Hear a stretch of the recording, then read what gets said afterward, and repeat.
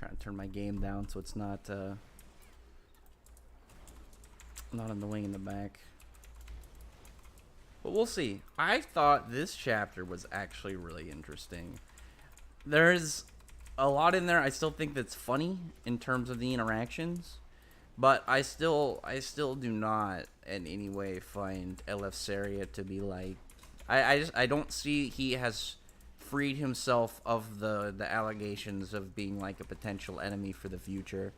I don't know, he just doesn't, everything he does, it seems like it's after something, like he'll do it after a point's been made.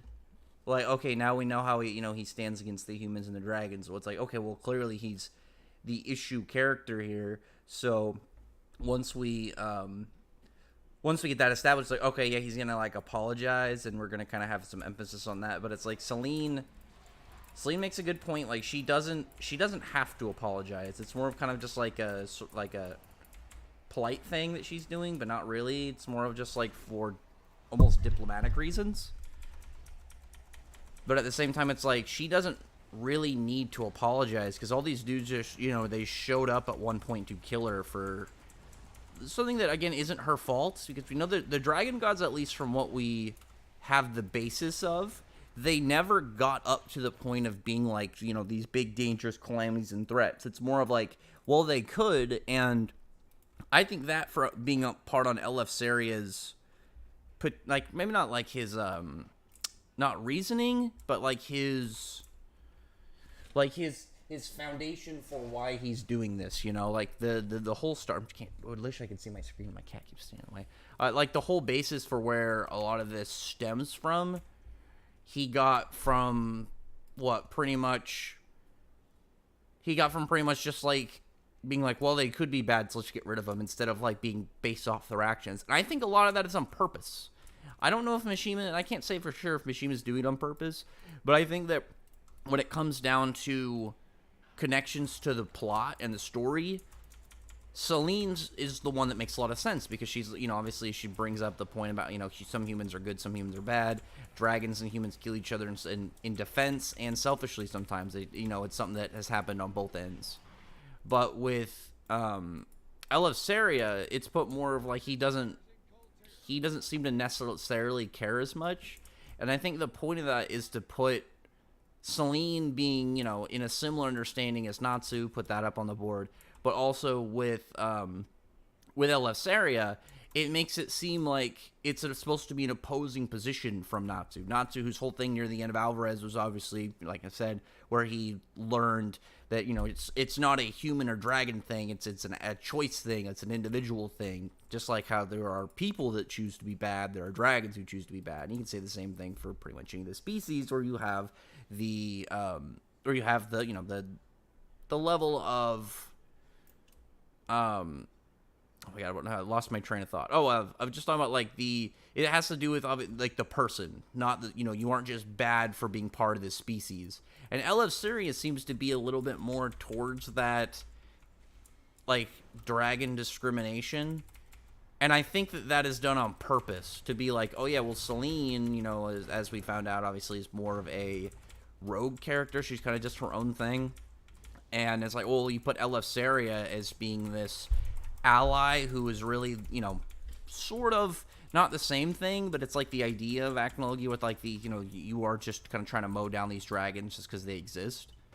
And Eleftheria having something like that, but from an ally in quotes perspective, I think is really interesting. And again, it puts up a good situation where he could actually be a bad guy. And it's like Eleftheria can end the story never doing any actual bad guy things, and it's really just, it comes down to purely just some of the setup and the tone. But I still think that's really good, just because it builds something in the story. It builds something to kind of for us to build a little bit of theory and questions and stuff off of. Notice me, my fairy tale master. I wouldn't be guild master. I would want to be guild ace. If I was in a guild, I don't want to be in charge. I like Natsu and Guild Arts have the best. They have the best kind of handling of it, because it's like, oh well, don't be the boss guy, but right when they need a champion to come out and throw some hands, like that's your guy. Like that's way cooler in my opinion. What's going on, Happy the Assassin? How are you doing today? Natsu still wants to fight Kieran and Laxus. Dude wants smoke. I think Natsu will be fine against them. especially after we saw like Natsu with his fight against Suzaku and his new like blend of Dragon Scales of Dragon Force and Fire Dragon King mode. If it's him, a Halo is an odd choice. I'm actually very happy about the Halo, because the Halo design I thought was the most interesting one out of the initial design, just because I was like, oh, a Halo, that's pretty cool. And then we got the Selene, and I think like many people, I assumed that was Selene. So it's like, oh, well, the Halo didn't make it to the final design, because like Selene had like the horns that kind of make up the crescent moon shape. So it's like, oh, well, maybe Mishima was going for more of like that, where it's like he wanted the crescent moon design instead of a full moon, so it went away with the Halo. But it seems more like he's going more with the Halo being some form of holy design, which is my guess. I'm guessing he's going to be like some form of angelic dragon. I'd really like the idea, and I talked about this a little bit on Twitter, if it's not gold the element, it's gold like how Sting's is white. It's two different things put together. And it's like you could have Sky and something else, and then make it into some like really cool special new type. And maybe you can connect it to Sky, and because like obviously Heaven's golds, you know, golden, angelic, you kind of like put those pieces together. And it's like, oh, that explains why Wendy as a Sky Dragon can mess with the afterlife. Because like, oh, it's like these things like Sky, Heaven, and whatnot, they're connected to the afterlife. So that's why their abilities are able to do stuff with it. I don't know. Figure out some cool way to put everything neat there. Is that what's his face? Forgot the Gold Dragon's name. Yeah, it's Viernes. We have an official it's not, well, we had an official silhouette, but this is like one that's from a credible source, since this is from Selene. And like, we know Selene is like the only one who's actually seemingly have any knowledge of him. I really like that he's also like a big threat. So when it comes down to like all the dragon gods, it's really like Viernes and Ignia are the real kind of problems, and they're the ones that seemingly set the tone for the other dragon gods maybe to get hunted. Is Suzaku stronger than Urza? Yes. Yeah, the chapter was super interesting. Cause like so here's my thing, and I talked about it in my chapter predictions. My main thing was like, well, we could have more kind of cooldown and some setup and stuff, but I'm hoping at the end of it we get some important, some important setup, something with Viernes, even a silhouette or just something like little hint of him, and that's what we got. I was very happy the last little bit in the chapter we got that, because I opened the chapter and I was hoping for more of like a centered, like just more of plot setting up for this one, but it seems that's next chapter. This one is in between of them. I'm not mad at it. As I've said, Mishima's done a really good job in 100 Years Quest for like the transitionary chapters in between arcs of keeping them fun, but always like including some plot and story stuff, so it's not just like a goof chapter that it's like, it, just felt like, yeah, we got this one, we got some laughs, and then it's like, cool, now we have to wait another 2 weeks. It's like, no, we still got a little bit. We got some interesting hype on Viernes apparently being like, it's either that he as a being doesn't exist or does exist, or it's that he as a character both exists and doesn't exist, like some crazy hacks. I think it makes more sense for him to have some crazy broken power, because they're supposed to be a god status. And if he's not, like, it'd be really weird for him not to be a dragon, or to be, like, I don't know. I'm saying, it's like, I don't know what else it would be.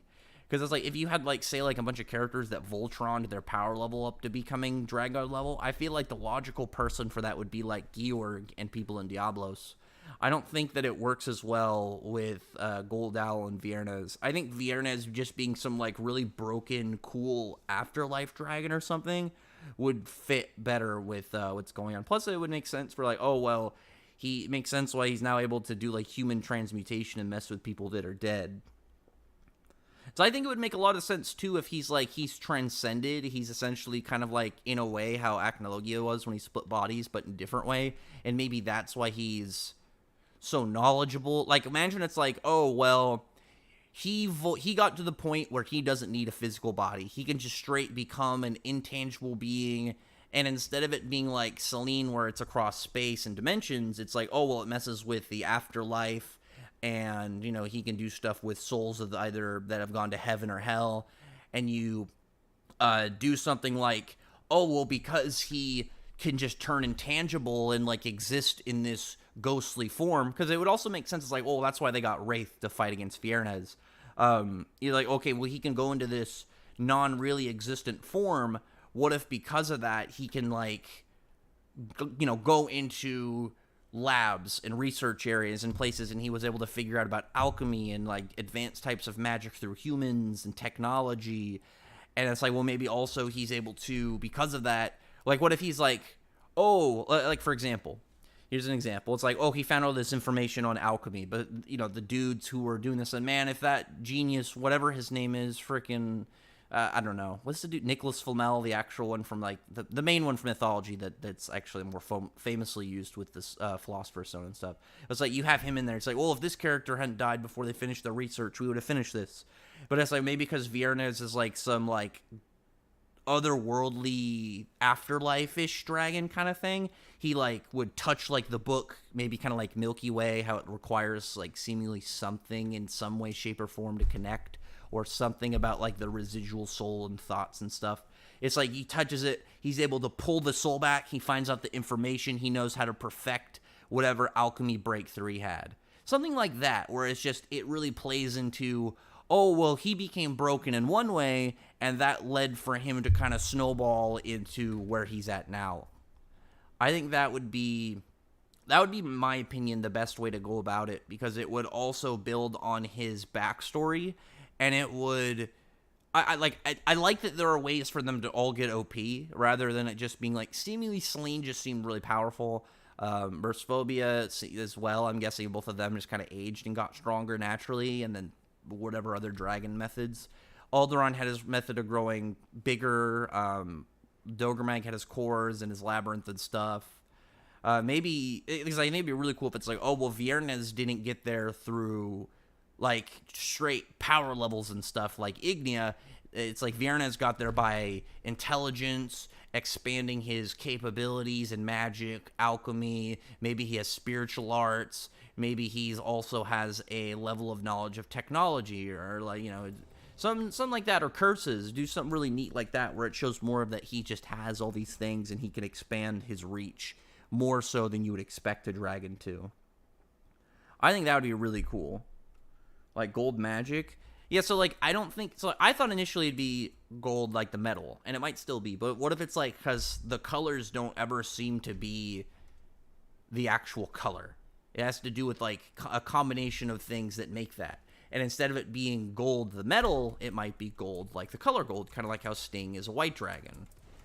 I think that could really work. Again, it's just one of those things that we're going to have to be sitting on, because I didn't expect that to be a turn towards like, oh yeah, he's gold, but it's not the metal. I already wrote some stuff about my ideas for Gajiel. Or it could be gold, and maybe gold itself is not just the metal, and it's like, well, gold also has an extra effect of it having like, you know, these like otherworld holy spirit things. I think that would be really cool. Like, what if it's like how you have, like imagine this, gold is in connection to sky, but gold dragons are the ones that excel in like doing stuff with spirits and ghosts and whatnot.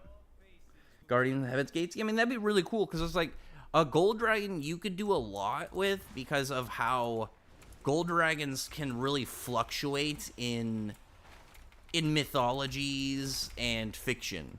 Because like gold can either just be, you know, oh yeah, it's like a cool one, it's like a better version of a metal dragon, you know, kind of thing. Or you do gold as it's treated a lot in fiction, where it's like gold is special and extra, and it represents something of like a higher power. Obviously, it's not like gold how it is in, you know, real life, where it's like a soft metal with, I think it has a low melting, yeah, it has a low melting point, but it has like, I think it's like a really good metal conductor, and it doesn't age.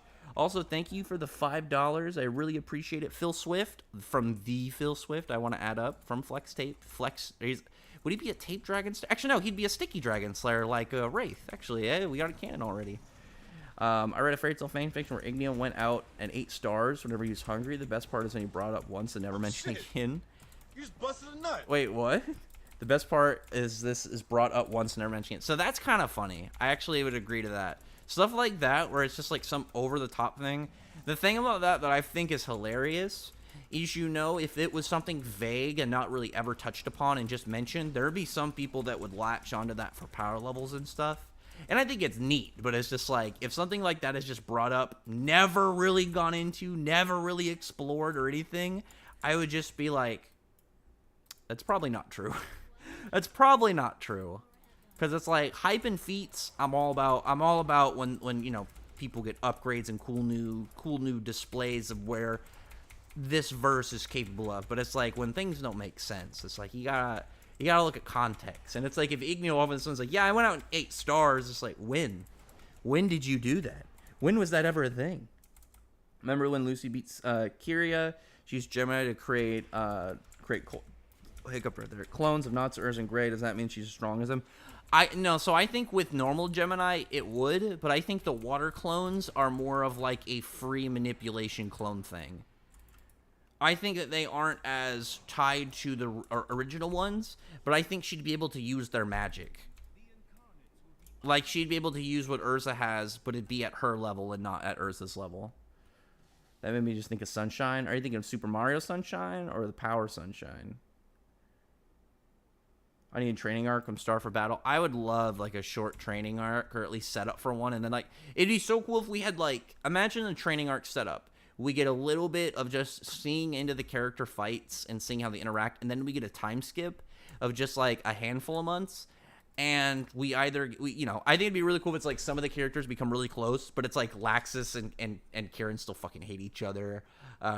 Maybe it's like, actually the one that I think would be the best is it's similar to Gajil and Edalus Gajil. If Madbull and him just became bros for no reason whatsoever, it's just like, you know what?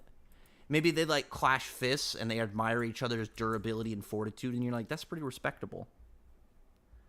He does like he got one of the 5 original designs of the Dragon Gods bit. So it's the halo, because like the head shape looks more like Celine's, and the wing shape looks more like a classic angel. It looks more like a classic angel style. That's one of the reasons that head shape also kind of looks like Grandine's style, but might just be from the side angle. But the whole fact that it's got like the halo and the more angelic wings makes me think that he is going to be more of that like religious kind of dude, which I love. I'm hyped if so. One of the things, I have a bias for Larcade because I like Larcade in general. I don't love him. I mean, he never got anything kind of crazy and outlandish. But it's like, I love his theme, that he is this wholly religious bad guy, but he's not like one of those ones where it's like, I look like a good guy, but I'm actually, I act like a bad guy. He acted more like a traditional holy warrior on this, where his perspective was never shifted to be like, oh, he's actually a bad guy. It was more of like, oh, this is him. It's just a perspective thing. Because that was one of the things that really made me like Alvarez as an enemy group, is because, they weren't as, as delved into as say like Rastion Sace or some of Grimoire Heart.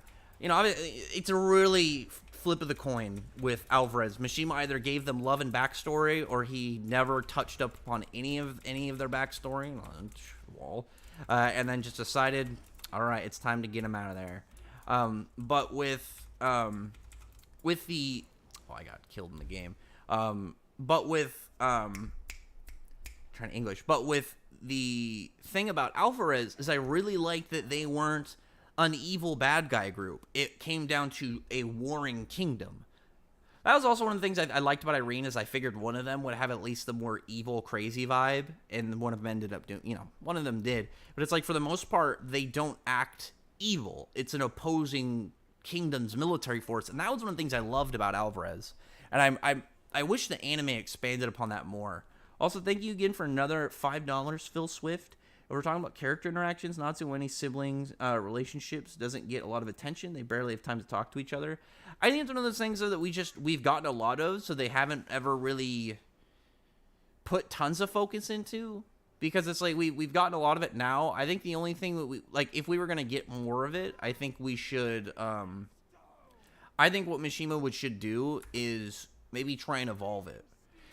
Have something where it's like, oh, well, Wendy is still obviously in that, in that spot where she looks up to Natsu, where she still sees Natsu as this older brother type guy, where he's the more, the more knowledgeable, more mature, not mature, maybe combat mature Dragon Slayer, with all these X, Y, and Z reasons of why he's somebody that she is going to look up to and then, aim towards. With that, you could say like, oh, well, what if you do something like, oh, well, Wendy is aware of that, but she wants to move and to be at a spot where she's slightly more independent of Natsu and she's able to do stuff more on her own. I think that would be really cool. Where it's like, you just spend like a good chunk of time where she's just trying to kind of be more independent, specifically from Natsu. It'd be like you put him in a fight and she's constantly trying to like bring up things she's doing, or she's trying to make Natsu see certain things, or she's trying to like, it'd be really cool if it's like we get another, imagine we get another scenario where like they're gonna fight some bad guys and you see like, okay, these are the enemies, they're lined up, there's like 3 or 4 of them. Wendy goes for, instead of like the weaker, more kind of frail or small character, she goes for one of the scary ones. You have that character he's designed to be a big burlish thug bad guy. He's not supposed to do it like stand there and exist for any reason other than to look like the mean traditional thuggish brute. Wendy goes after that guy, and then you see her like just, it'd be like you see Wendy trying to put on more of like the serious tough act and go through a fight that way. I think it'd be really cool. I think it'd be really neat to kind of like take her character and to like have her just decide one day, no, I'm gonna try and step up in this next adventure. Because like one thing is like Wendy said before, like when she's gotten saved by people, I think it'd be really cool if she's just like went into an adventure, maybe she really thought about it, or maybe somebody made a joke, and then she's just like, you know what? No, I'm not doing that this time. I'm not gonna be the support. I'm not gonna be the person doing like the little tricks and the heals and stuff. Like she'll still want to do them, but I think it'd be really cool if she's like, I'm gonna be a main force this one. I want to fight one of the big enemies. I want to be able to really look back on this arc, or this last adventure, and be like, yeah, I did that main thing. I think that'd be really cool. I would love it if it's like you do something like that, where it's like, imagine like Easel, but it's like Easel was one of the top 3 or something in Tartaros, where you just had more of like a heavy impact for her accomplishment. I think something like that, because we've gotten not the same thing, but to a degree with Lucy, with like the Kyria fight and like her whole belief in like her weakness. I think hers is very different than Wendy's, because part of Lucy's came down to that she was trying to fight like a battle wizard. She was trying to fight more like a direct combatant. That was very clear when you see the first round of the Mimi fight versus the second round. She was trying much more to fight like her friends than herself. Whereas Wendy is ultimately a Dragon Slayer. She has enchantments, broken enchantment abilities and stuff, but ultimately she is a Dragon Slayer. So it's like, I think for her not being able to do like the normal kind of like direct forehead upon like into your opponent melee style of combat, I think that for Wendy would do like a really good, it would set up a really good point of character for her.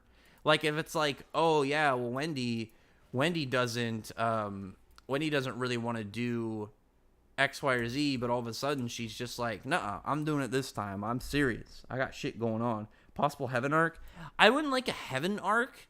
I would like something more of like near the boundaries of life and death, where it's just like we get close to like what would be the afterlife. Like imagine like Viernes. Viernes' thing is like he hates the afterlife. He's like, well, my whole thing is I never would be afraid of Acnologia if I got rid of the afterlife, and it made it so we couldn't die. And so it's just like, oh, I'm going to make it so like the, open up the ways between the, potentially heaven and hell and the living world. So if you die, you will pretty much just instant loop through it and you can instantly come back to life. Something like really crazy fictional. And because of that, he's able to like pull enemies back, like get a handful. And here's the thing. If done right, I'm not mad at it. Seven Deadly Sins is doing it right now with the Chaos stuff, with like, Chaos Gown and Maraska. I imagine there's going to be more. Bleach is doing it to a degree with like these hell versions of characters returning. There's going to be old and new. I would love that if we got that with Viernes. I think it'd be really cool if instead of like I would like it if we got a couple Vierda's exclusive enemies, like 2 or 3. But I would love it if most of the enemies in his arc are characters brought back, buffed, and then we could see them in either and see them in their full glory. It doesn't even have to be like, oh, this is how powerful they were, and then when they were alive, they could just be straight. Oh yeah, they were more they're more powerful now because of buffs. It's more of like, but it's like you say like, oh well, they're more powerful, but they have all of the same abilities. So it's like, say, let me think of a character. Say you bring back Hades. Hades drops a new broken spell from the Book of Zareth, even though it's like, oh well, he wasn't this powerful alive. You could say, well, he should have this ability. It's like how even if Zareth doesn't ever use it or any of these spells, we know for a fact from the lore he's mastered specifically all black magic. So anytime a black magic comes into the series, we know that we can just be like, oh well, that's something Zareth can do. These cultists learned black magic because obviously they were doing it in like honor of Zareth and in reference to Zareth. Stuff like that I think would be really hype. I would love to see some old characters just, make a face appearance where they just do some cool new stuff. They get to have like a really neat moment where they fight a character you wouldn't have expected them to fight. Like stuff like that is like the main hype for me when you do something like, oh, well, a necromancer is involved. Oh, thank you again for another $5, Phil Swift. Very much appreciate it. And if you want to, I won't tell you how to spend your money, but another way is if you want to, become a member. I do extra game content. Right now, that's just what I'm giving for it. It's just like, I'll pose up, stream for a couple hours, just do some extra one-on-one time chatting with people that, are members. And I'm planning to do a Kingdom Hearts playthrough soon. I'm going to do a full Kingdom Hearts playthrough from the very first game to current. Well, I guess not current. Well, really kind of current. But yeah, play through those. I think that'll be really fun. Obviously, like most weebs like Kingdom Hearts. I feel like most of the people here probably love Kingdom Hearts, or would be at least interested to watch Kingdom Hearts. So we'll see. One thing I'm trying to do first is I have a character in World of Warcraft I really want to level, but I'm trying to get Quan to play, and I'm going to keep him low level for a little bit in case Quan starts playing, because then I can level with him. Because he's only level 15, and if I wait like a few days, Quan would already be caught up, and then we could level together. Do some quests. Imagine Greek mythology-based arc. That'd be really cool. I think it would make sense. I mean, the whole Athena thing is now canon in the story, so I assume that we could get something like that. Something like that brought up.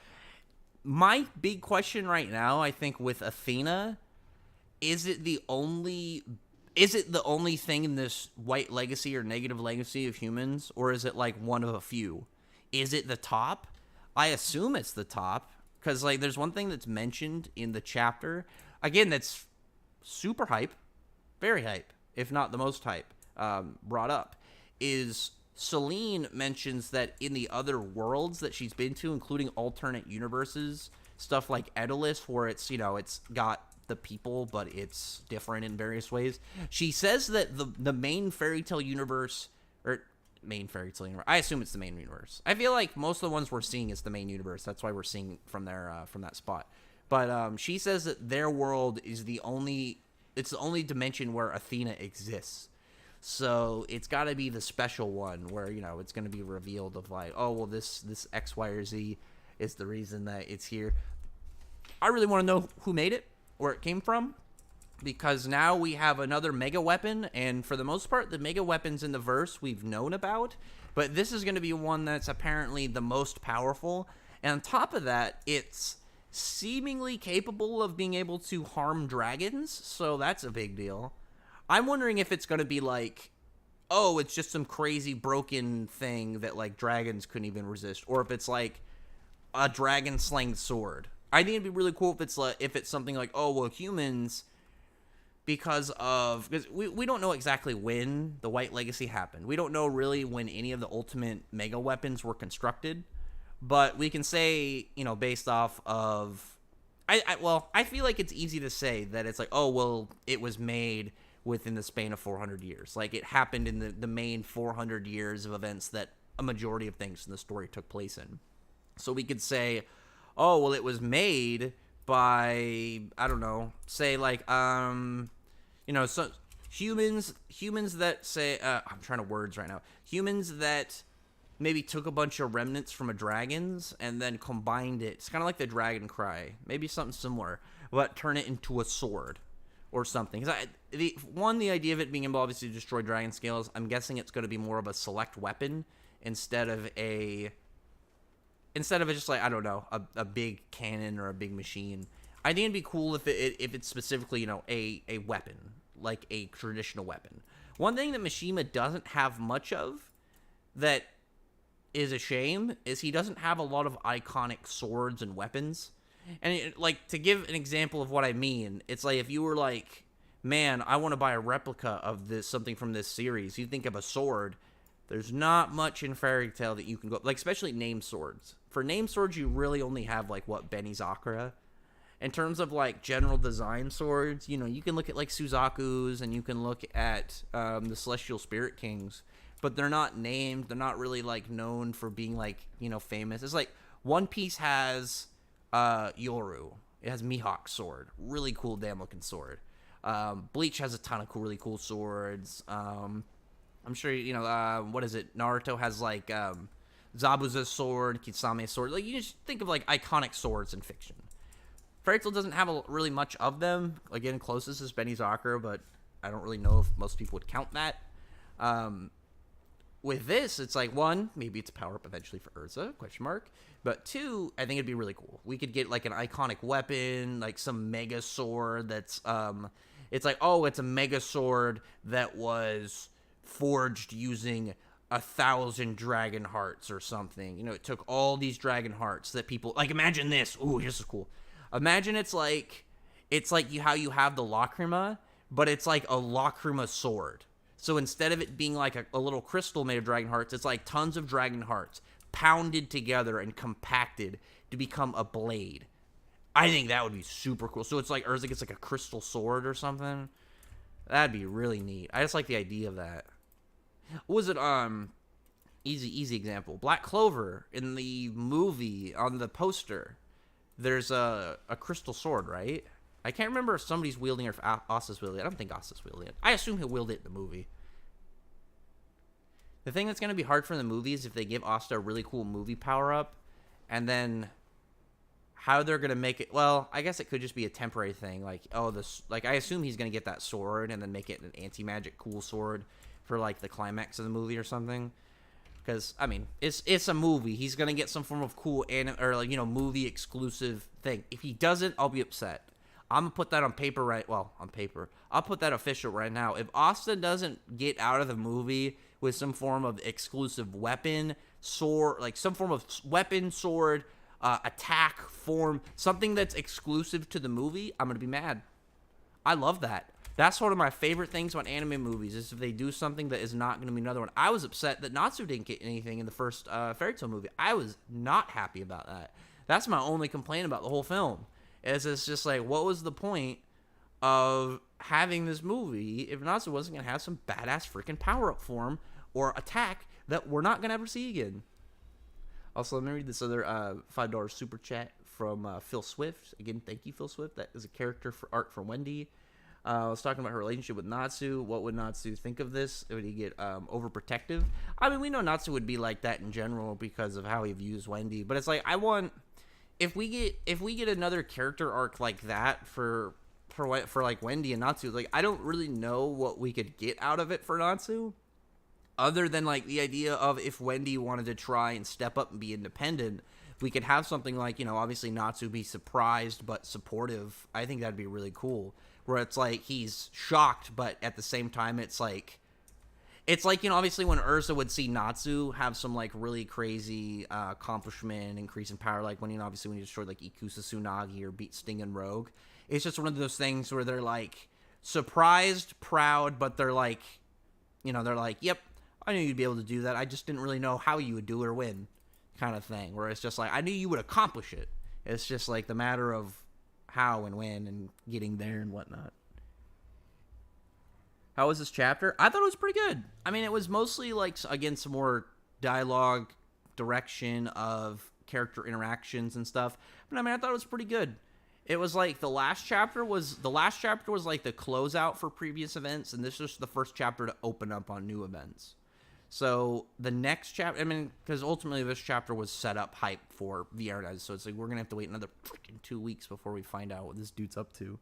Luckily, it's gonna be right after Christmas. It's gonna be right after Christmas that we should get another chapter, and I'll get that hopefully prepped up and talk to you guys about. If another weapon named Athena got mentioned, hopefully Greek.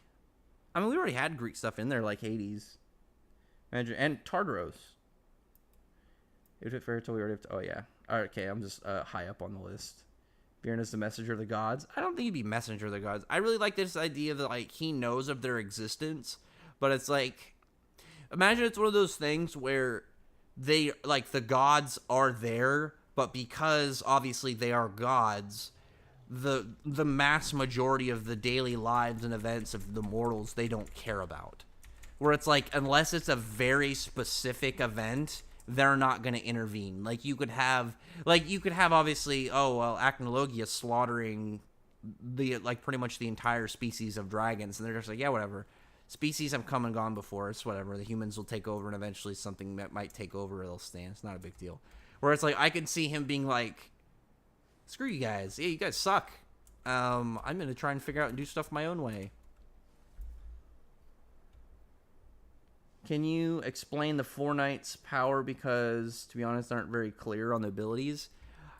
At least from what we've seen, Misaki has like a dimensional ability. Inside her dimension, she has like effects that if the criteria of them are met, she will induce this effect on her opponent. What we've seen so far is like anytime you take damage, how many seconds you... Oh, shit. Did I get another one? You just busted a nut. Thank you, Phil Swift, for, I assume, another $5. Let me finish my train of thought, and then I'll read that. And so it's like, you know, you stay... Was you staying there for 24 seconds? You get out, it's like you get damaged as if you were damaged for 24 hours. Which I think is cool, because, like, the way that hers works, as long as she can set up longer periods of time of trapping you in there, she doesn't really need to have that crazy of, like, attacks.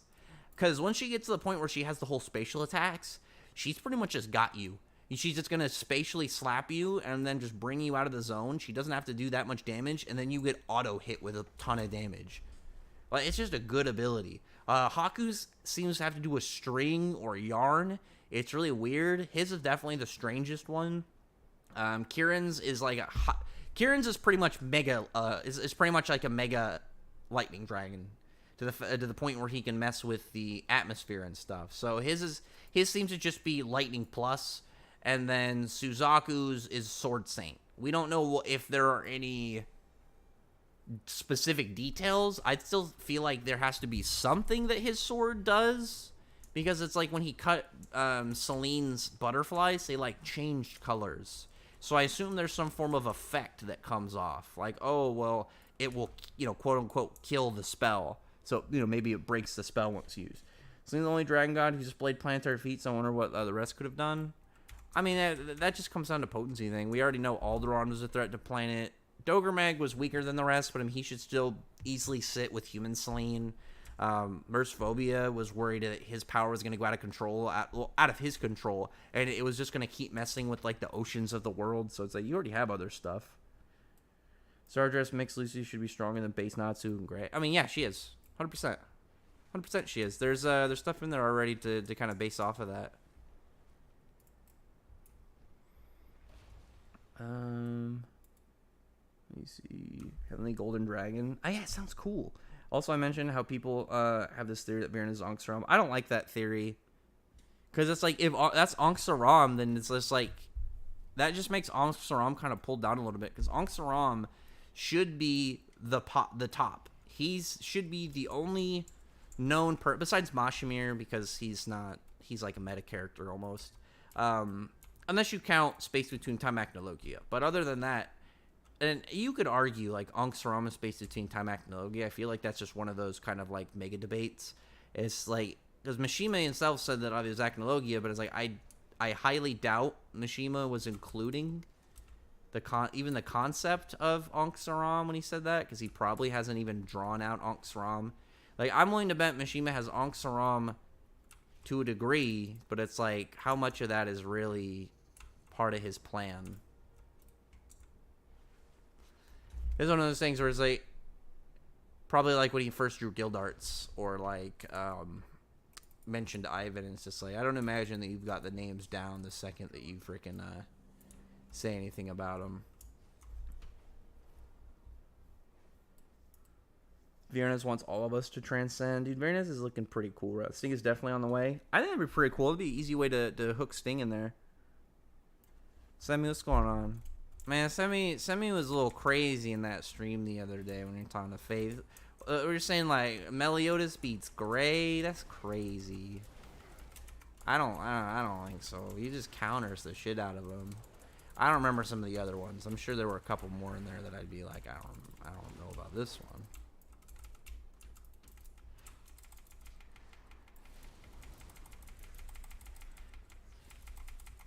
Oh my god, I'm trying to fight this guy and he's taking no damage. I'm gonna die. Oh well. Can Agio truly beat Juvia since she's made of water? I mean, he should just be stronger than her in general. On top of that, he should be much stronger than her in general. And he counters like water can be a threat to him, but water isn't like it's an instant counter. He can absorb water. I imagine for him it's like, oh, too much, and it'd just be like, imagine just putting sand, like you have a certain amount of sand, you have a certain amount of water. You put it in a container, the sand's either going to absorb it, or eventually the sand's going to get overrun. It's pretty much just going to be a pool of water with some sand in it. How could she become more independent when they barely interact? They don't have to interact all day, but it's just like Wendy has brought up that she has needed to be saved by other people before. That was one of the things she brought up at the start. I think, was it the start of Alvarez? I think it was once, I think it was Alvarez when Urza cut the ship, right? I'd have to double check. That's not 100% on. But it's like she doesn't have to have some million-year build-up about it. It's like, we know it's a thing. It has to we would have to get it touched on. We would have to have some form of just kind of like obvious direction that we're planning to see certain things go. And then after that point, it's like, yeah, you figure out the direction and the plan, and you make sure it gets executed. It'd be cool if we had more people cursed by Ankh Saram. The problem is that it's like we can't have it too much because of like, if everybody just walk around with this crazy mega death curse, I feel like it would question why there aren't more. Like, it has to be some people very specific to get this curse, because the curse of Ankh Saram, at least as of right now, sits at like one of the biggest things in the entire series. Because Natsu Savage Dragonfire destroyed Fairy Heart. It burnt out the space between times controls, or space between times influence and aspects that Zeref had used for the form. But the Curse of Ankh Saram did not get destroyed. So, a power capable of destroying Fairy Heart and burning a concept of the reality, like time itself, was not enough to destroy this curse. There's a character arc for Wendy. I was talking about relationship. Oh, I didn't see this. No, I read this. Do you think that Marin was the 12 Spriggan? Wait, because I feel like it wasn't the Spriggan 11 before Godspeed joined. I think it was a Spriggan 11 because it's like there's no way that Marin Hollow was on the team, considering like he has a good ability, but he doesn't have Spriggan level hacks, and on top of that, he doesn't have like enough of a display. Because like the Spriggan on top of hacks all have like crazy stuff that they can do to associate with. It's like Marin Hollow really only has like his spatial hacks. What's up, Urza? How's it going? Just Urza. No extra. If I wasn't broke at the moment, it'd be donate. I mean, that's okay, man. You don't have to donate. Like I've said, donations are all... they are all... what's the word? I mean, it's literally like, obviously charitable, but I mean, it's a bonus. It's just something you guys can do. You don't have to do. Like I said, if you want to just do like anybody who just does like the membership, it's like $1 a month, and you just sometimes I'll chill and play games. Like that's enough because it's easy for me to keep track of too. What is this? Oh, it's a backpack. Nothing good for me on this. We could see Layla interact, and out of the corner of my eye, I thought that said Leon. And I was gonna be like, why? Why do you want to? What's the goal with Leon? I was so confused. So it's like, Leon hasn't had a plot point since like 2010. Athena gifted humans with a weapon they named after her. Maybe. I think it'd be really cool. Maybe the person who made it would be named Athena, or it's like maybe there's like a story reason behind it, where it's like I'm trying to think of words. If it's related to Urza, let's just assume that it's related. I'm gonna go into the assumption that it's a sword or something, and it'll have a connection to Urza. I'm just gonna go off on a limb and make that assumption, just at least for this theory. Imagine it's like, oh well, it's done in a parallel to Irene and Urza, where like the mother who created it had to, in the process, her daughter died, so she named the sword after her daughter or something. I think that'd be really cool, actually. That'd be super badass. And it's like, instead of Athena being a goddess, it's like Athena is just like, I don't know.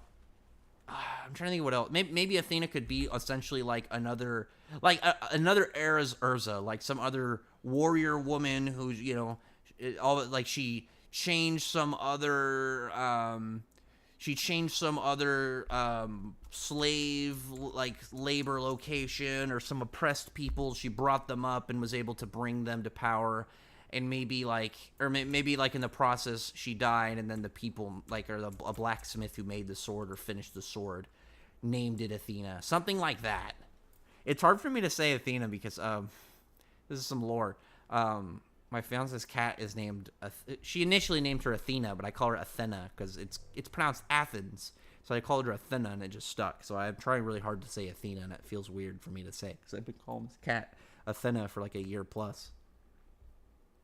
Irina seems unique. Interesting. What comes of him or her? I think it's a dude. Celine, I'm pretty sure specifically referred to him as a guy.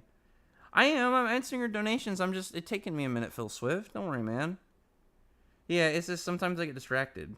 Honestly, it starts to get a bit much when humans be making all kinds of these weapons. I'm more interested if they were gifted from with someone. Well, it depends on what it is, because like we don't have a ton of like the knowledge on the creation outside of what we have. We have Nirvana made by the Nervits, and then we have we have the Eclipse. The Eclipse Gate. I kept saying like Eclipse Project, Eclipse Gate, and the R system, which were both invented by Xerath. And then we have stuff like the Zentopia, like everything with the Infinity Clock, and obviously how that's going to connect with them.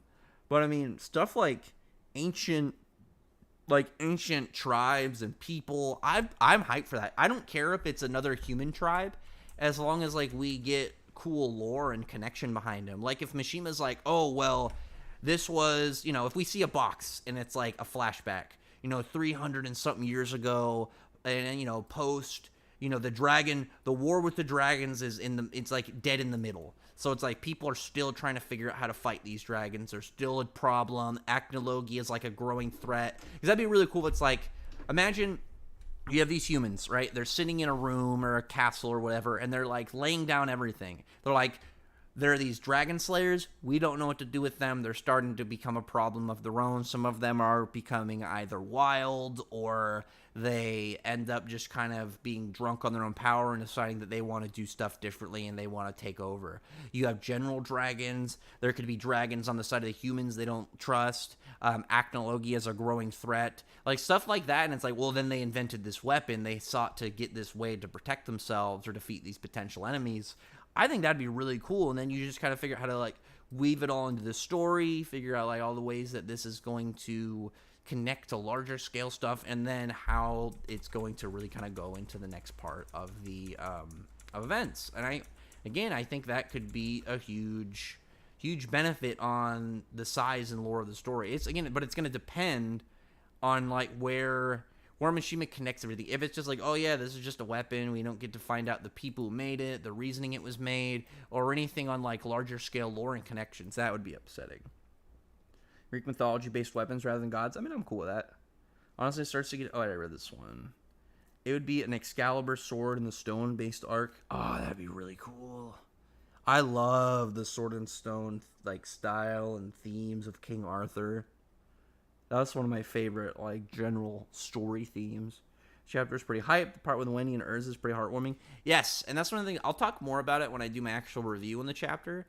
But I am very happy with the touch-up on Urza and Irene without it without having to just be like, yeah, we're gonna have Urza and Irene interact and have some drama around them and stuff, because it's Urza talks in this chapter that like, pretty much how I believe that she would go about it is like Makarov is the only person she would see as a parent. She's not suddenly gonna change that opinion because Irene had a moment that she didn't get a lot of context on, and years of never even knowing her. But then it's like she's like mentions how like there's still that kind of like natural feeling, obviously, like that she would have towards like her mother, with like a level of respect that we've seen obviously with like the Belsarion sword and stuff. But I was happy to see Mishima being able to progress that plot line without having to bring the turmoil of that plot line. Because here's the thing that I think would be a problem if Irene showed herself. Urza wouldn't want her to die. We know Urza, as she is as a character with Samurda Jalal, is, even though Irene was problematic, I don't think Urza would just be like, oh yeah, you should just fade out and die. She would probably want her to live regardless of what her reasoning for wanting to die is. But like I said, I think it was a really good decision to expand their characters and go the route that he did without having to delve deep into the character drama of obviously what would have happened if Irene and Urza came face to face again. Because that's one of those things you could do, but it would become so much larger, I think, than what Mishima probably had initially planned. And I think his reasoning for Irene did a lot for her character and really gave us a lot of insight and depth as to why she killed herself back in Alvarez. When we said they're surprised with a weapon to rewrite reality and change the events of all of Earthland, causing things that happened 400 years ago to not exist anymore, that would be a bit much. If that happened, though, like, that has to be the end. Like, stuff like that has to be, like, the end game. Because, like, after that, I imagine Mishima would only be able to do, like, a movie with Ankh Saram or something, or just the 100-year, or like, a next-gen sequel. This is because, like, that's like, a too broken. Because it's pretty much, like, it's like the Numeron Code. I'm trying to remember, there's pretty much that book in Jackie Chan in his cartoon spinoff, and I'm sure that there are others in fiction, but like that's the first one I ever always think of. I mean, it would be actually for Natsu struggling to let Wendy be more independent while he's stuck seeing her as his sweet baby sister. Yeah, but Natsu doesn't see her like that though. That's the problem, because like Natsu's ultimately obviously sees people who can fight as warriors and combatants. Like, he doesn't care about stuff like their age or gender or anything. So I don't think that Natsu would really see Wendy as she is now as fragile or helpless or like needing to be protected more. Like, anytime that I think Natsu would try and be protective of Wendy would be in a time I think that he is being like legit serious with himself, full knowledge of like an enemy and the threat that would show up, and he would be doing it because he knows that, like, fully well that this enemy is too much and that he needs to be more prepared for it. Like, if he knew about Suzaku before Suzaku made his move. Like, I see the idea, but it's like, you could do that. Here's the thing, is you could do that with, like, Lucy or maybe Urza, but not Natsu, just by the way that Natsu sees people from a combative light. Like, Natsu sees people as, like, warriors way earlier than he sees anything else. Like, we know that he, like for example, there's still, like, levels of chivalry. Like, Gray fights women, but he's not, like, enthusiastic about beating up on girls or kids or anything. Whereas, like, Natsu doesn't care. Natsu's like, yeah, whatever. Natsu will punch a child as an enemy the same way he'd punch an adult. The only way that he's gonna not participate in that is something obviously like a crying child, like, who's just, like, not actually a fighter. You would have to, like, take him off guard for him to kind of get to that spot where he's gonna just not take anything seriously enough, or he's just gonna kind of get clowned on.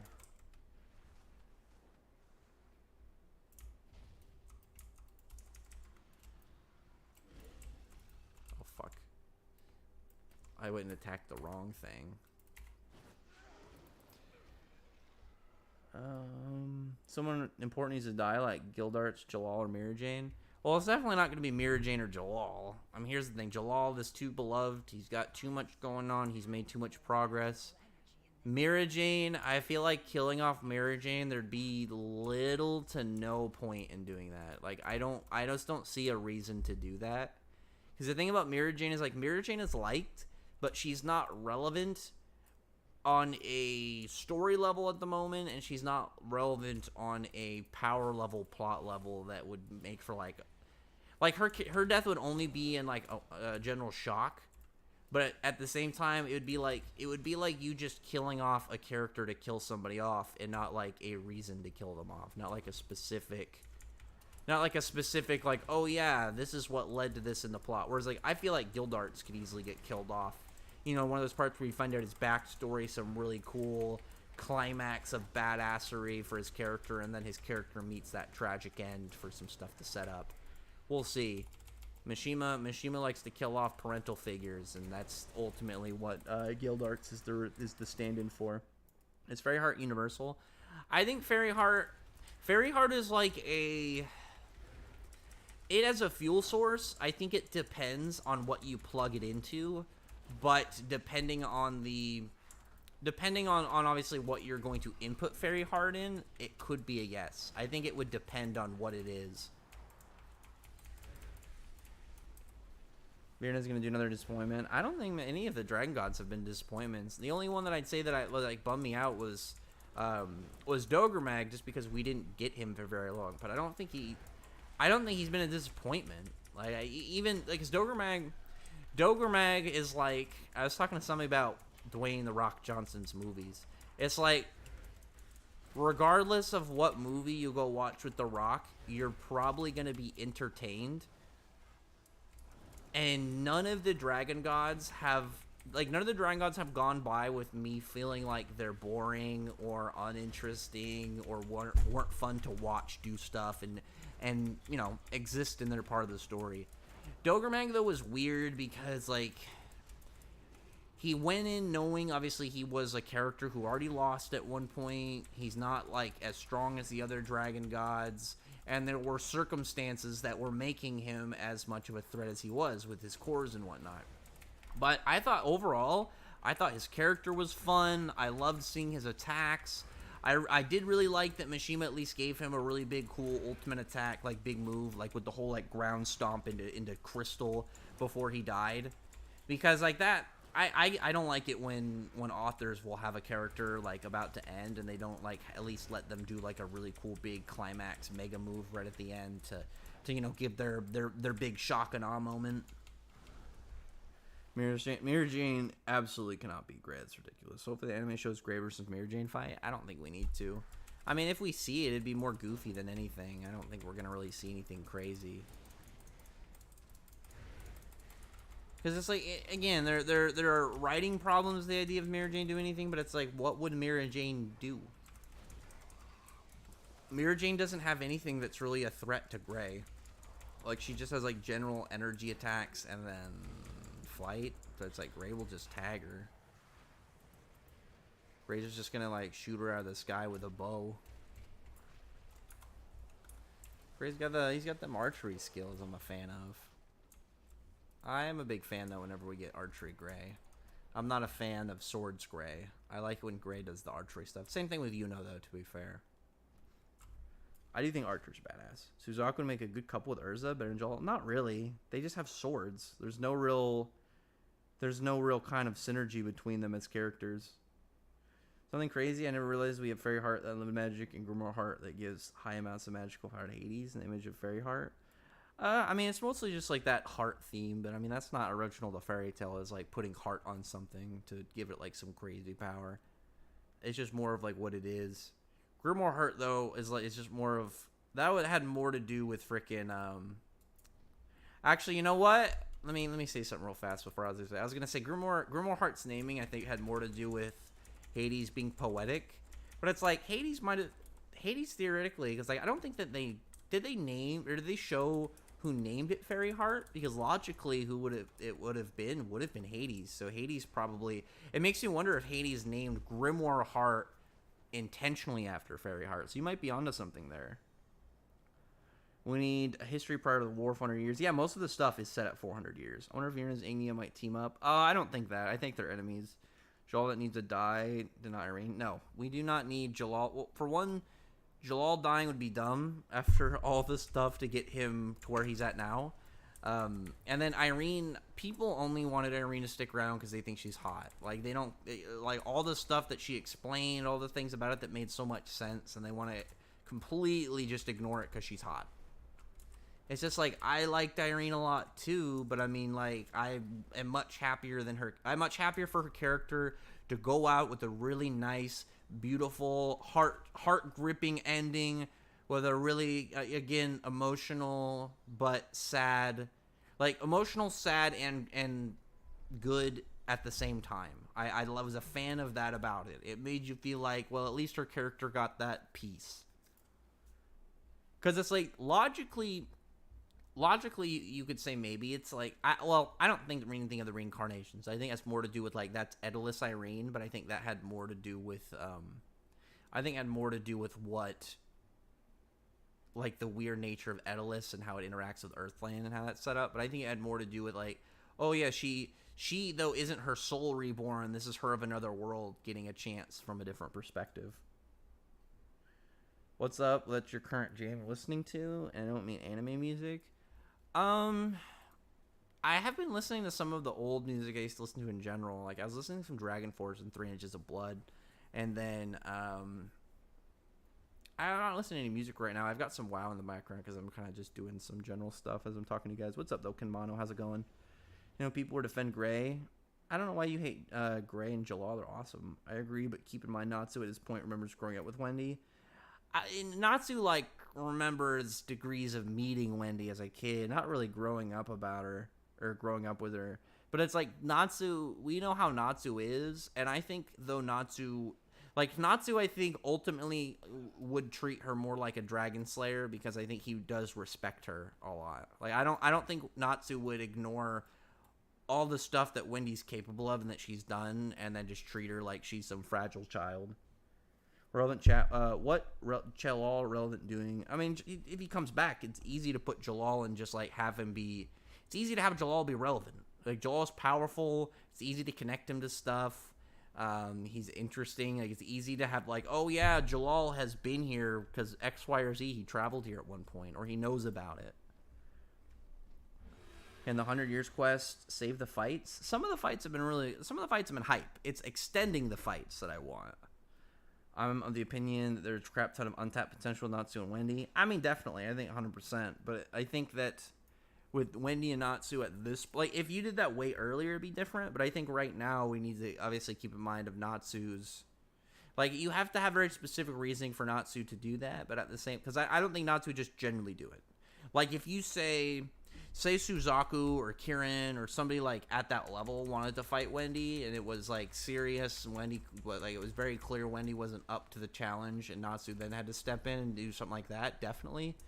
But I think in most cases he's gonna treat her more like a dragon slayer and a fighter rather than like a little sister, just because I know that, because like he knows that she's capable. He knows that she is able to pull her own weight, but he also knows, you know, I think where Wendy like ultimately can like stack up to, and like I think he knows like she's powerful, but Wendy isn't as much of a direct fighter as like, you know, obviously he is. Sam is still just mad at Jalal for no reason. Nineheart seemed to be more under Irene than he was to Zeref. The whole thing with like Nineheart's moment with Irene was really weird because a lot of people thought he was also a like item given a personality like her swords were. I remember that.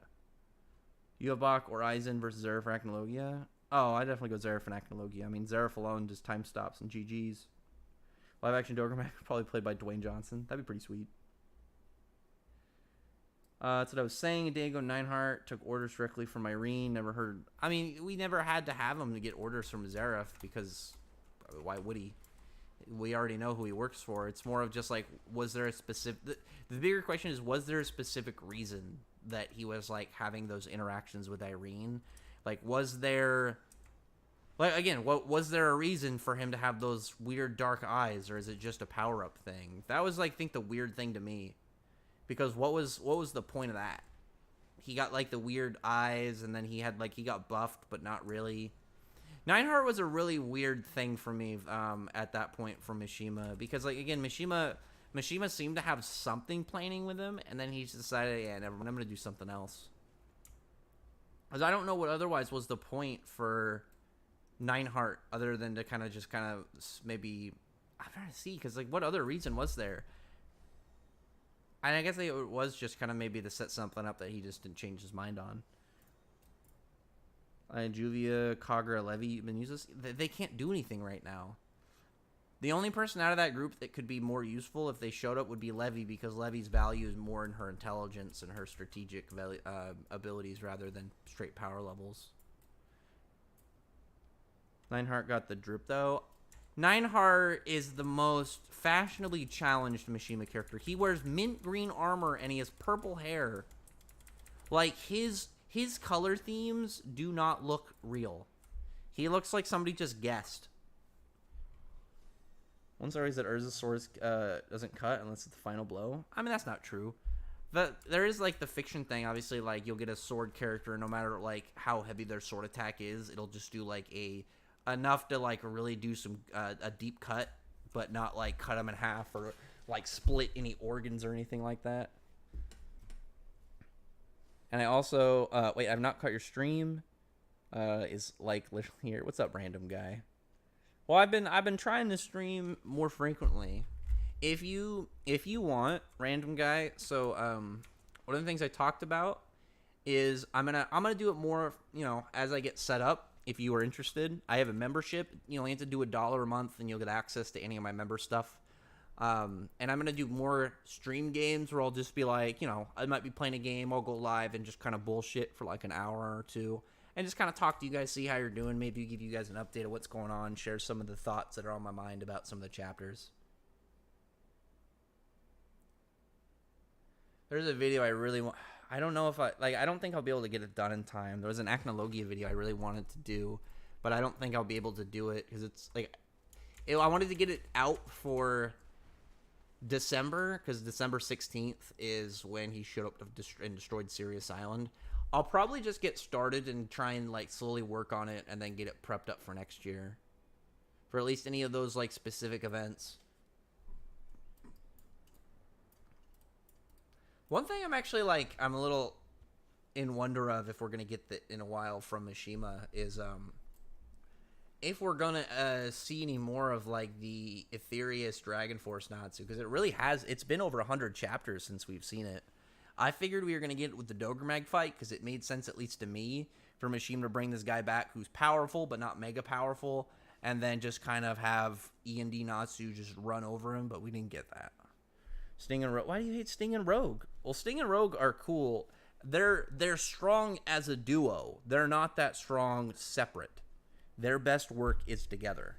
When Nasha is born, what do you think her power will be? I'm guessing some form. Like, I think Mishima should just go with like the combo. Give her like a really cool spatial Dragon Slayer, like a star theme. Maybe give her one more signed off the constellations.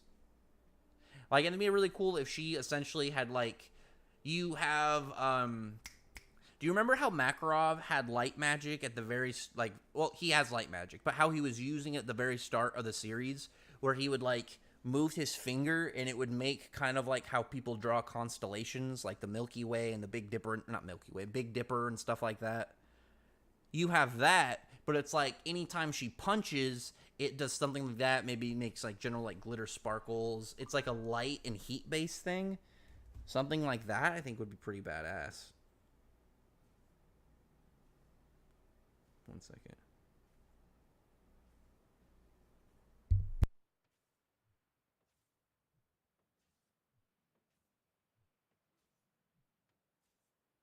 I'm just getting all these notifications. I'm like, where are you bothering me for?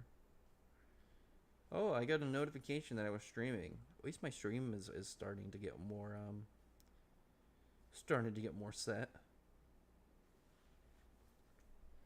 Sting are real cool but weak. They're not weak. It's just like they are not, the way that I say is they are not relevant strong individually. If Sting and Rogue are gonna fight some people that are relevant to the story, they're probably gonna do it together. If you brought some like side characters, like like the lower level members of Diablos, and they were gonna fight one of them, I'd say okay. But it's like I don't think that they're gonna fight anybody really important 1v1.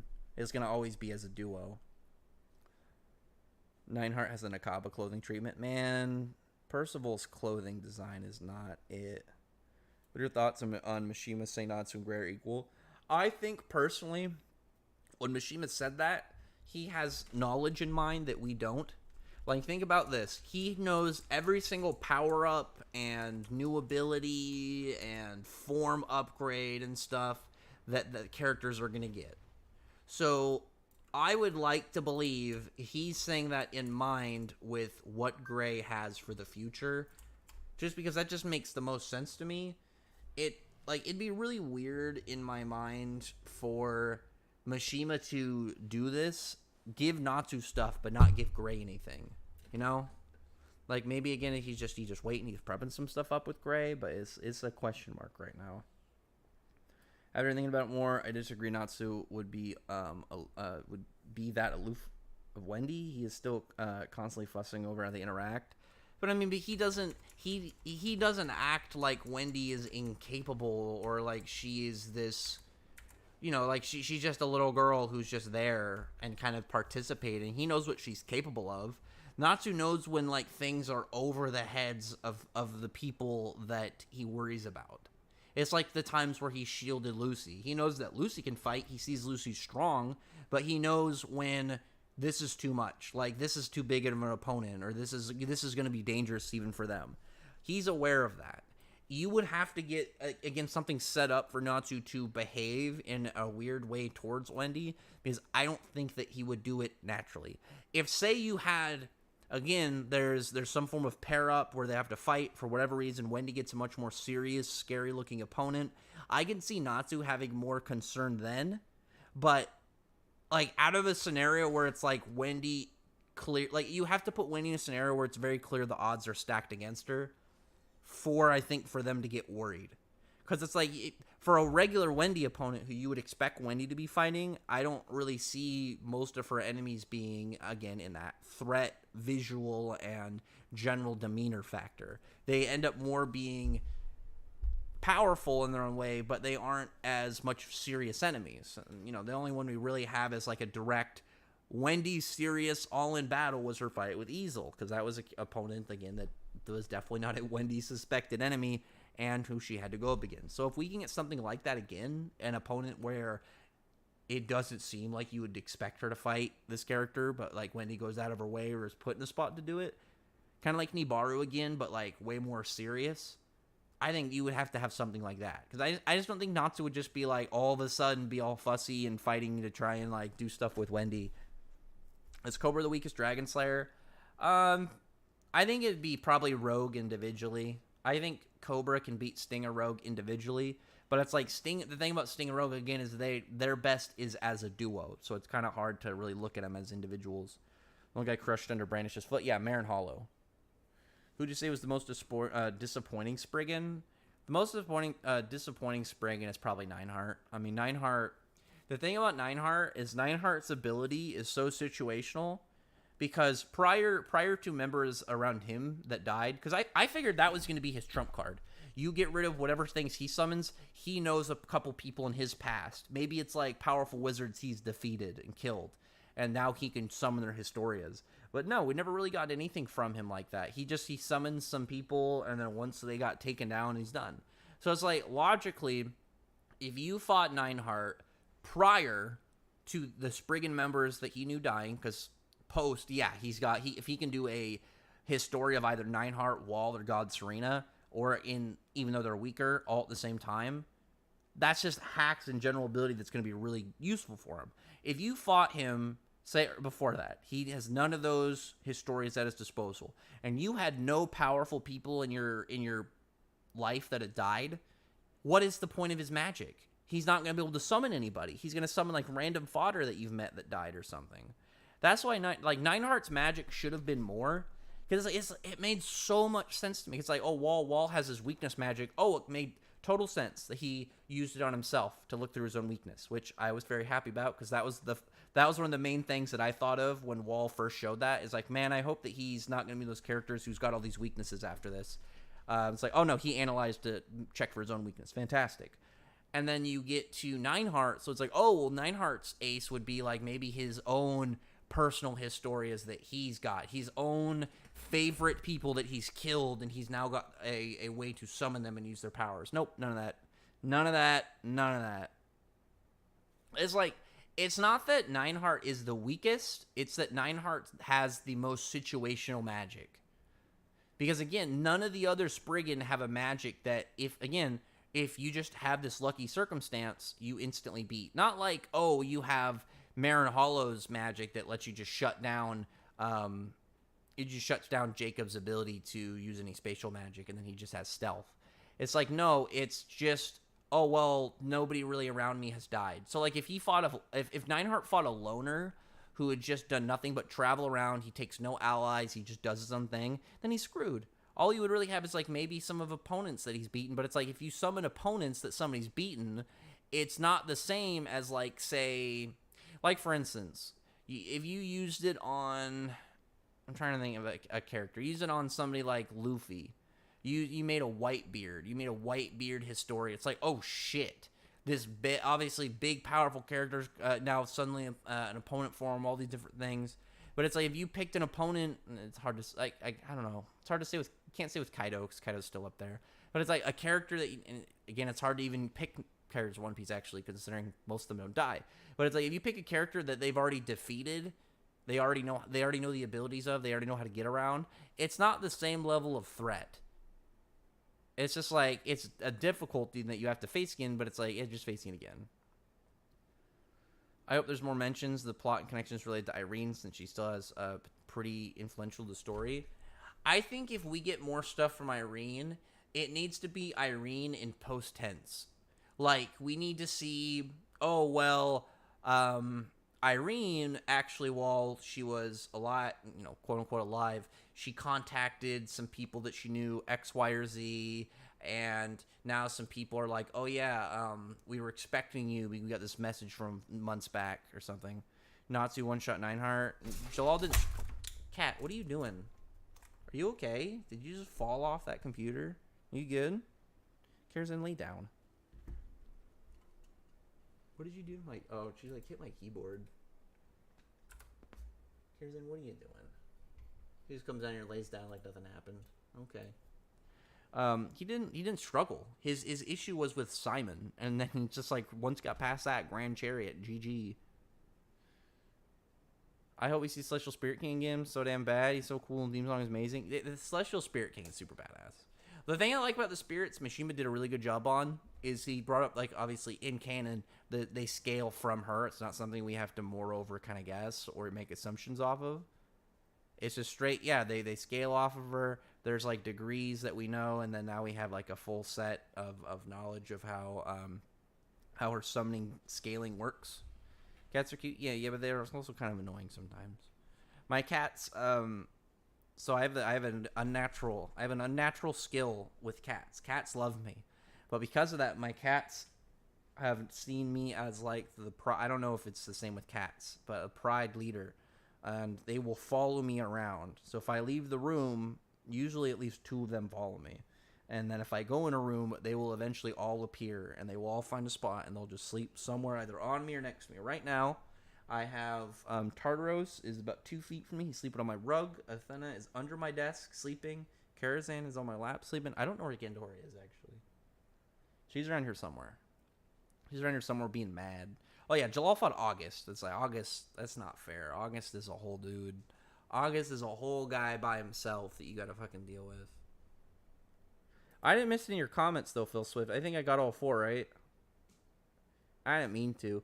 If you become a member, you get a little icon next to your name too. It makes it easier for me to see your comments. You don't have to do the super chats and stuff. I will accept super chats always, but I feel like it's easier on you guys because then you don't have to do like multiple super chats unless you feel like it. Oh dang, I miss my brother online. I'll have to text him later.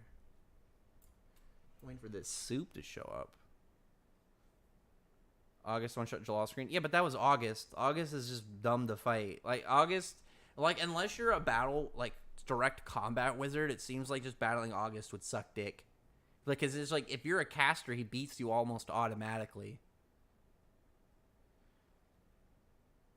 I hope Uranus power that you can reanimate dead dragons. I'm hoping that he just has, like, a full, broken alchemy set of abilities for him. I can't wait. I can't wait to see what he has in store for Gray. Yeah, because it's like, I don't think that the whole gold alchemy, gold owl, human transmutation, I don't think all these things are for no reason. I don't think Mishima is just putting them up here to mention them. I think that eventually we are going to get stuff like, oh, well, Gray is going to be practicing his alchemy now after doing something with, where's the supply crate? I've been playing a lot of the new World of Warcraft expansion. It's been so much fun. I saw a supply crate dropped. I gotta go try and race to it before anybody else gets there. If you play World of Warcraft or you think about starting, you can join my guild. I play Horde, though, so if you're Alliance, I can't let you join. What if Guild comes back? Do you think he'll be stronger? Oh, of course. 100%. I don't think Guild Arts would like end the arc after seeing how powerful August was and not want to keep climbing. Honestly, I can still really see Gray at some point. Gray also being able to control water magic. The thing is, I don't want Gray to do water magic. I want Gray's usage of water magic to expand his knowledge of, like, ice and freezing. Like I mentioned, like, what if it's kind of like how there's water always in the atmosphere? He's able to do that. So it's like, oh, well, now I know that there's water in almost everything. So instead of just trying to make ice, Gray's able to do, like... Well, like, what if Gray's, like, does the whole sensing thing? He senses that there's water, you know, deep below the earth. He then does that, rips up all this water, and so, like, I'm trying to imagine, like, almost like an earthbending move. But he just does, like, this thing, and he just, like, turns all this water in, like, an area into ice, and it just starts coming out of the ground like these jagged spikes. And it's one of those things where it's not as much of, like, oh, he just made a bunch of ice spikes, and it's like, no, he shifted this entire area, like, this terrain, and you can't just, like, jump over it. It's going to keep just expanding and ripping up the environment and keep being a problem. Something like that, I think, would be pretty keen on for Gray. Think Dalbus is going to stick around chapter? Yes, I hope so. Laxus beats Guild Arts Jalal now? I don't think so. Especially not Guild Arts. I don't think he can beat Guild Arts. Want to see a stronger Gray? Celestial Spirit King started running some super cool moves for Wendy. For Gray, I mostly just want to see Gray do some badass new stuff with his Devil Slaying. I want to see Gray do, like, an actual form. I mean, his thing is already kind of a form, but I want to get, like, a horn and some claws. Like, there's that version that they did in the game, in, like, the mobile game, where he's got, like, the ice that kind of floats around him as weapons. I think that'd be kind of cool, kind of like Urza style. Arna's reborn, not total useless. She was not reborn. She couldn't have been reborn. There are multiple reasons why she couldn't have been reborn. The Irene that went over to Edelus was made of magic, and the entire point was that she wouldn't be able to do any magic way to come back. She wanted to die. That wasn't a soul. That was a magic constructed persona. So once it got to Edelus, it was essentially like a candle in a room with low oxygen. It was just going to burn out. There's no real way for her to reincarnate. The one in Edelus was more than likely just Edelus Irene. Unless it's like the original Irene soul reincarnated at that point, but other than that, we don't really have anything to go off of that. It's more of like, it seems like obviously people are going off the implication that she reincarnated from the soul that, you know, soul persona that went into Edelus, but no, because it would have just faded out. That was the entire point. Ooh, conquest points. Fantastic. Anything else cool in here? I'll take the conquest points. Fuck yeah. Jalal fights Nineheart and August while Beta Laxus almost got killed by his robot. Nah, man, both of them are really cool. I don't even care. I know, like, Jalal and Laxus stands for some reason, you know, beef, but I mean, personally, I don't know why. I feel like the obvious conclusion if they fought would be Jalal would win. Like, Jalal is just an overall better fighter than Laxus is, and he struggles way less. And he has way more magic. He's a smarter fighter. He's constantly shown to be faster than Laxus is. Like Mishima consistently shows Jalal is faster than Laxus. And Laxus is a character that's always shown that he's fast. Lucy and Natsu Unison Raid. I would love that. I'd love some more like solid, more iconic standout Unison Raids. Naruto Caesar's weak. Yeah, but no, that's not what I'm saying. It's like we know how Natsu is, and Natsu only gets like real sheltery and protective if like, you know, he actually feels like he needs to. So I don't see the same thing with Wendy. I'm saying is like there has to be certain circumstances and certain things to set up for Natsu to get like overly big brother protective of Wendy out of nowhere. Because, like, he obviously looks out for her, but, like, he knows that she can handle herself. There has to just be something that would put in Natsu's mind. Because the thing about Natsu is goofy, and he likes to fuck around. But, like, it's been a good while since he's gotten, obviously, the maturity point where when stuff gets serious and he has to actually put on a serious tone, he does. And he just flips right over to being like, okay, yeah, we're not doing shit like this anymore. So it's like, if something happens to where Natsu is, like, knows that Wendy and other people like her in the group are in a threatening position from, you know, some other new guy or some enemy, then I think he would. There has to just be a reason for it. Like, there has to be a very reason for Natsu to logically do that. Laxus one-shot Nineheart. I mean, yeah, the thing is, like, most like powerhouse characters would beat Nineheart. Nineheart's a summoner, and he's not like Lucy where he worked past the weakness. Like, he is a traditional summoner. I love Kieran and Laxus rivalry. I'm pretty happy about that too. I like, it's essentially Natsu and Gajo. Like their back and forth is borderline the same thing. Like they do the same kind of, like, you know, they're talking about the percentages that they're putting in and effort, getting it wrong and being kind of overly goofy. Oh, it's a Jalal and Jalal beat their rest on Sace. That's pretty hype. If Happy actually got a power up. Happy just needs to get the boost that he got from his spin-off and just give Happy the cool heart power and just use it for like speed or defense, or just give something for him like a general upgrade. Happy can get something, but it's like you can't break Happy too far out of the mold he's already in. Like, just give him something neat. Give him a speed boost. What do you think of the recent thing about information on Devil Fruits in One Piece? I thought it was neat. I'd like to see like how they initially kind of came to be. Like, is it something like it's like a belief thing? Like maybe it's because, you know, hockey has to do with willpower. I'm gonna try real quick. Hockey has to do with willpower. Everybody has hockey. Correct me if I'm wrong. Everybody has hockey, but not everybody can like normally harness hockey. Like the regular hockeys, everybody has, but only some people can get. You know, only some people have Conqueror's Haki, and like the higher advanced levels of hockey. So what if it's like, because it has to do with willpower and hockey is an energy, hockey is what, you know, it's like people unnaturally using hockey that led to the creation of Devil Fruits. Like, it's this energy through willpower that manifested as like these ideas and then formed into the Devil Fruits. Kind of like how like curses or devils in Jujutsu Kaisen and Chainsaw Man work. Jalal's sins, no, that makes no sense. No, Jalal's past all that. What do you mean? Jalal's past all that. He's not like holding down on himself anymore. Jalal doesn't have time for that self-pity shit right now. He's busy. He's got stuff to do, and he's got work and things to accomplish. He doesn't have time to be sitting around sulking all day. What am I looking at?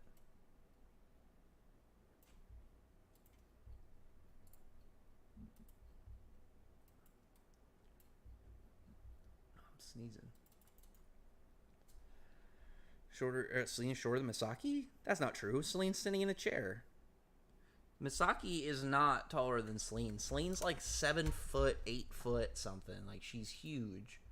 Celine is, I'm pretty sure Celine in the picture I'm guessing you're referring to is sitting down. Because, like, we've seen how tall Misaki is. Misaki is not taller than Celine. We've seen how tall Celine in her human form is, and she's damn huge. Unless she chose to be shorter, but I don't really think that's the case. Let me see. Let me pull up the chapter again real fast. I don't think she's shorter. Unless she chose to be intentionally shorter. Because she's sitting in the chapter. But yeah, Misaki is standing behind her. Selene is sitting. Did she stand up at some point? Because she obviously her human form is something she chooses the appearance of, so it wouldn't surprise me if she chose to make it a little bit shorter or something. I can't tell if she's. It looks like she's standing up now. She must have done something with her magic to make herself shorter. Well, actually, I mean, I guess I can't even say, like, you know, technically, but it's like, no, this is her human form, not her real appearance. Real appearance is, what, like 30 or 50 feet long or something? She's also doing the thing is, like, Jalal, it's hard for Jalal to obviously be in 100 Years Quest. Same thing with Laxus. Like, Laxus had to have, you know, 2 specific reasons to swam in. Now we just need to get Jalal over. Who created the Tartarus curses? Oh, I mean, it should have just been, like, I would assume Mardgeir or just the Aetherius in general came upon it. Unless, like, we're gonna see one day, like, because, like, there is, like, the potential that, like, we just haven't seen, like, a point of E&D yet. Like, imagine this. Imagine it was Kid Natsu. At some point, you know, he went E&D and Igneel had to fight him. And because of that, we have something like, oh, there was a short period of time where Natsu like lost control. Where if it's like, oh yeah, he went E&D and there's like a few day period where he was, you know, lost or something and just rampaging. Maybe then you somehow have Mardgeir come across him, or like, or at least the idea of him. Maybe find out about curses or something. Misaki looks like Selene's general. I do like Misaki's design a lot. That was why I was very crabby about Misaki, like, not having much to her character in the Dogromag Labyrinth, but she's been doing pretty good so far since. Like, it seems more like her mean side is just what Mishima didn't have plans for. I want to see another Grand Magic Games type arc, love tournament arcs. We might with Ignea. I could easily see Ignea holding some form of big battle tournament. Joel's finished character? I don't think so. I think Joel's fine. I don't know what your hate is on Jalal. Like, Jalal's fucking cool. Like, Jalal is easily one of Mishima's coolest characters. Like, his magic is badass, his design's badass, his story's badass. He got to be a villain at one point, then he got to be an anti-hero, and now he's gonna obviously be eventually banging, like, one of the hottest chicks in the series. So it's like, it sounds like you're just hating. When you do a volume comparison, you have a point. I will get on that either tomorrow. What's tomorrow? Wednesday? I'll get on that sometime this week. I'll try and get on that either tomorrow or Thursday. Man, I'm sorry to the Eden Zero fans. This is not going to be your guys' video. And the next one. Mishima, I think one thing I saw someone point out is, like, legit, the flat red background, like, if just somebody putting, like, a star design to it, there's Gandora. Just someone putting a star design to it made it look so much better. But it's like that flat red background, and then Shiki and Rebecca just standing there. It's such a boring cover. There's, like, nothing really interesting about it or that gets you hyped. And I didn't like that. Like, the volume, regardless of the type of volume, if it's a sad, action, boss fight, power-up, whatever it is, it should get... Because, you know, the volume is either going to be a teaser for people who don't know, or it's to get people who've already read it hyped, knowing what it is that's about to happen in this chunk of the story by just looking at the volume cover. And the volume cover for, what, 24 for Eden Zero, it's literally just them standing there. There's, like, nothing cool. If there's secretly some Easter eggs or stuff there, that'll be awesome. I haven't heard anybody mention that or say anything about that, but as far as I can tell, it's just a plain background. What's your favorite Zelda soundtrack? I like Silver's theme. Natsu's regular theme is definitely one of them. I mean, his is really cool. Gray's Devil Slayer theme. Gildarts' theme, too. If I had to pick 3, it'd probably be those 3. But anyway. What time is it? Actually, we're at a pretty good number right now. It's only like 7:20 for me. And you guys are chilling. We got a good number of people in here. You guys got any other questions? Anything you want to talk about the chapter? Anything you guys want to talk about going on in the general manga? Or other stuff. Anybody else running Mashal? Dude, that last chapter was so hype. Mash has been freaking cool. Like, the fights since Doom stepped up have been so good. Like, he's been so cool to watch. like dynamic wise, in terms of just like the art, badassness. Like he has been an entertaining dude to just see perform. Been hyped for it. Been very hyped and really enjoying it. Natsu versus Misaki. I think Natsu would beat her because we already know that, like, we already know Natsu has the capability in feats that with his, you know, dragon, just general dragon fire and dragon sling abilities, he can get to the point where he'll just bust out of the dimension. He'll burn through it like he did with Zero. What do you want to happen in the manga? Like a few things. One is I really want Jalal to get put into the story, like active in the story. That's something I've been wanting for a while. I really want to see this like an actual fight with Jalal again and some like actual current stuff. My theory of Jalal becoming a Dragon Eater is always going to be like on my wish list. But I just want him to do something. I want him to, have a plot point, have fight an enemy, have like a cool battle. Some form of cool progress. Obviously as a Jalal fan, I'm not going to be mad at relatively most bonuses, but we'll see. We'll see where things go. Another thing, Gray having a form, like a new form upgrade, I guess, moreover. What else? What would be, what's just my general wish list? I'm trying to think.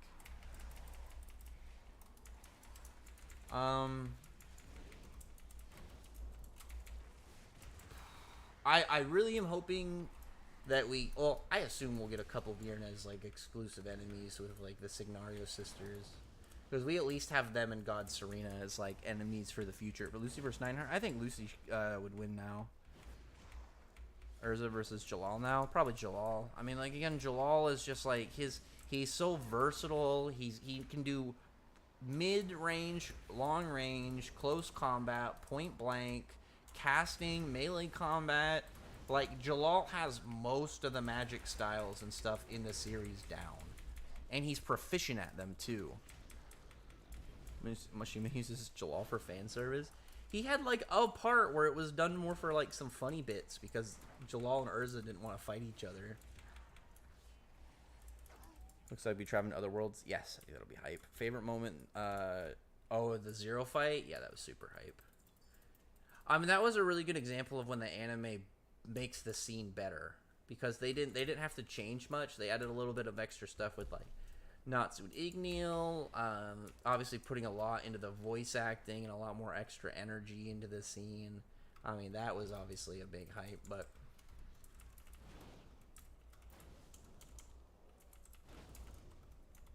let me see. You been watching Mishima's YouTube channel? Not lately. Has he been doing anything interesting? I know because like, he's been doing mostly like drawing stuff. I know that's what he mostly does is he'll do like art things. Like I mostly look for like when he goes into like stuff about like lore and plot and some of his future plans. So I don't have the skills to become an artist. I don't have the steady enough hand. Do you think Wraith will return? I think he might make an appearance, but I would guess not. Overall, do you expect the Paladins in Black Clover power level wise and characters coming back? I mean, what's his name? Ryuden or whatever. Ryudo said that they were a threat to the country. So at least as of right now, I imagine that the three paladins combined are at least, I would imagine, a threat to the country. Like, not just as he said. I think logically speaking, by like the way that we've seen the paladins perform and the fact that we know the paladins are like fast passed into being really powerful by just how Lucius works and how Lucius like instills like a purified supreme rank devil into them. I really don't like the fact that the ranking went to supreme. Every single time I say supreme devil, I think I'm getting something from Taco Bell. Maybe it's kind of disappointing. I thought she was strong. She's smart. She didn't have to be strong. The whole thing we knew about is that she was an intelligent tactician. And it's like, Mavis was strong. She was just a caster, not a fighter. You have to always keep that in mind. There's a difference between characters who are more traditional wizards and there are characters who are more combat-style wizards. You got no notification? I know that happens sometimes. I hate power. YouTube can get kind of shitty like that. Joel just needs to use that abyss break. I mean, we've seen it in the game. It's just like a big energy blast. I was never a Jalal guy. Man, you don't like Jalal? Jalal is so cool, man. I mean, Gajul and Gray are cool too, but like Jalal, everything around Jalal's story was so interesting. And every time Jalal showed up in the story, you knew something interesting was going to happen.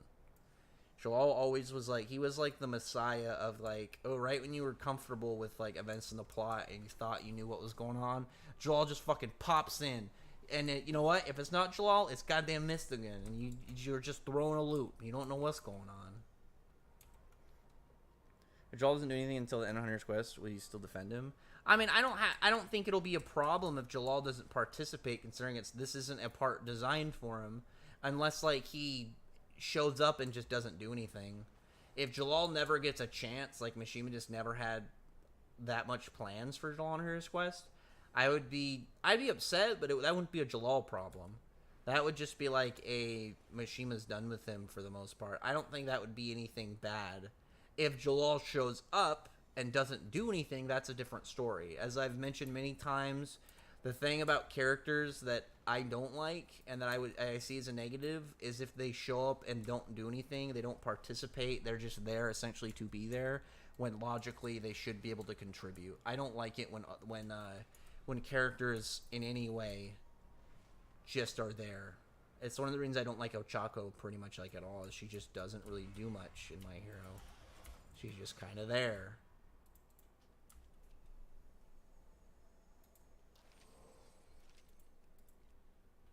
All these things. I should get those cool stag moose antlers for my other dragon. Hang on. Still don't have the freaking heavy design one. I got any new horns in a while either. Joel's my favorite for the longest time, then Gray now it's Gray or Zeref. I mean, all three of those options are pretty sick. How many times do you rewatch Fairy Tail? That I don't know. I mean, I consistently read. The thing is, like, that's hard for me to really gauge it off of is I will reread or rewatch parts out of order.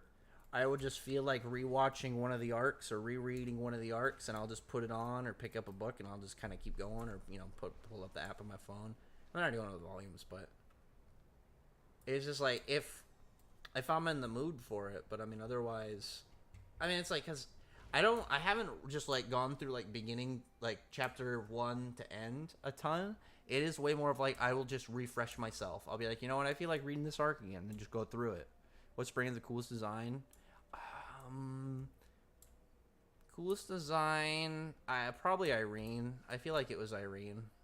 I mean, I really like Wall, but I know some people aren't gonna be a fan of the orange.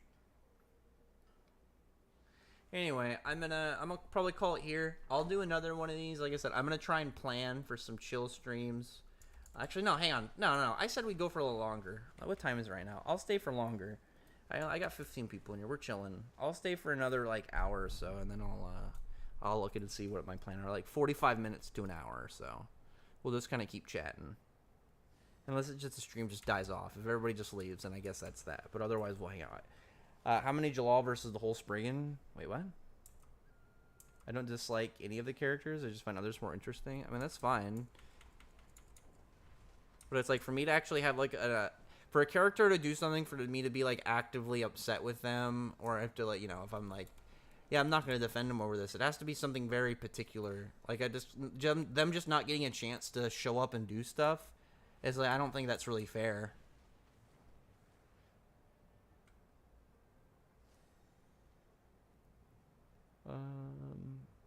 Yeah, let me see. I don't need a series to shove it. Wait, character much cooler. I mean, Jalal didn't have to get shoved. Well, Jalal wasn't shoved in the series. It was more like Jalal would just rain. It'd be like the way that I'd say really more it was is like it's not in your face. It's every time you would come around a corner, there was a chance that a Jalal or Jalal lookalike would be like, "Fucking gotcha!" He'd trip you and be like, "All right, bitch, we're doing this now." And then eventually that guy kept tripping you. Was like, I'm on your side. Don't worry. And he's doing confusion, but he's the one constantly getting tripped now. Some other guy just shows up and constantly trips him. And eventually you're just like, okay, we got to stop this other guy. Oh, enough is enough. The hope for an Underworld arc is increasing. An Underworld arc would be interesting. Like how many? I'm trying to think of like, or do you just mean like how many of the Spriggan can Jalal defeat? I mean, Jalal I think should be able to defeat most of them just fine. Because like, outside of August and Irene, I don't think Jalal has that many things to be worried about. Especially since with the Lost Ages version of Ultir, he's pretty much immune to Brandish, or not Brandish, Demaria.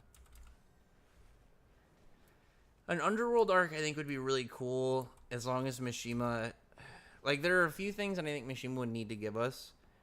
I would require a couple powerful Underworld enemies and at least one big cool leader.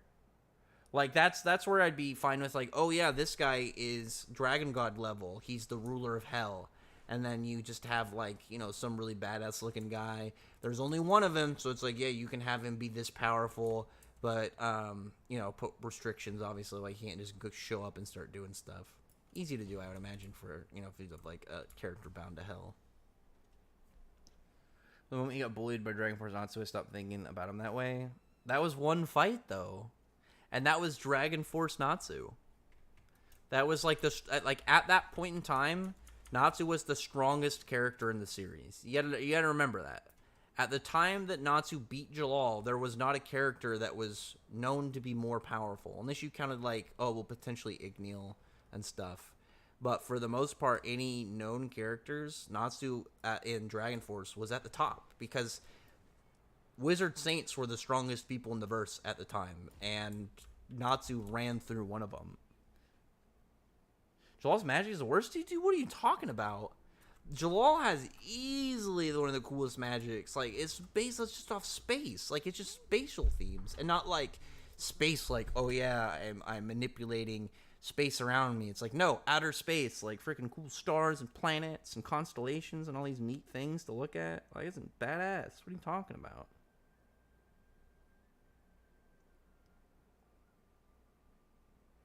Not even Makarov? What are you talking about? I mean, Makarov at the start was pretty powerful.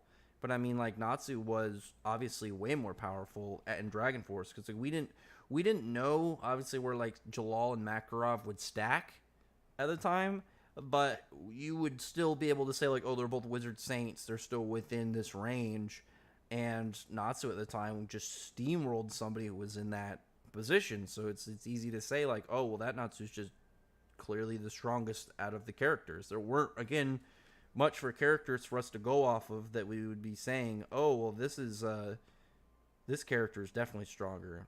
You know, you can compare it to X, Y, or Z, the other ones, but we didn't have that. You jealous Urza likes Jalal? Not really. I think both of them are really cool. How strong was Zero? He gave Dragon Force not so trouble and required Dragon Force beat. I mean, he should easily be high Wizard Saint level. Easily. Because the Natsu that fought Zero, his base was stronger, and he had a more progressed Dragon Force. So that Dragon Force Natsu was stronger than the one that fought Jalal. Zero did way better. So Zero should be much stronger than Jalal at that point. At least those versions. It's really hard gauging Zero, because obviously Zero is very early in the story. But you have to kind of like look at obviously where he places, the context of who he was fighting, and then obviously the ranks and stuff of like the Wizard Saints. Selene must have some crazy hideouts. I don't think Selene really needs hideouts, though. It's because she can just go to another dimension. Like, she probably has dimensions where nobody else goes to that she can just kind of chill. I did like Villain Jalal. Villain Jalal was pretty sick. Hold on, let me get a drink real fast.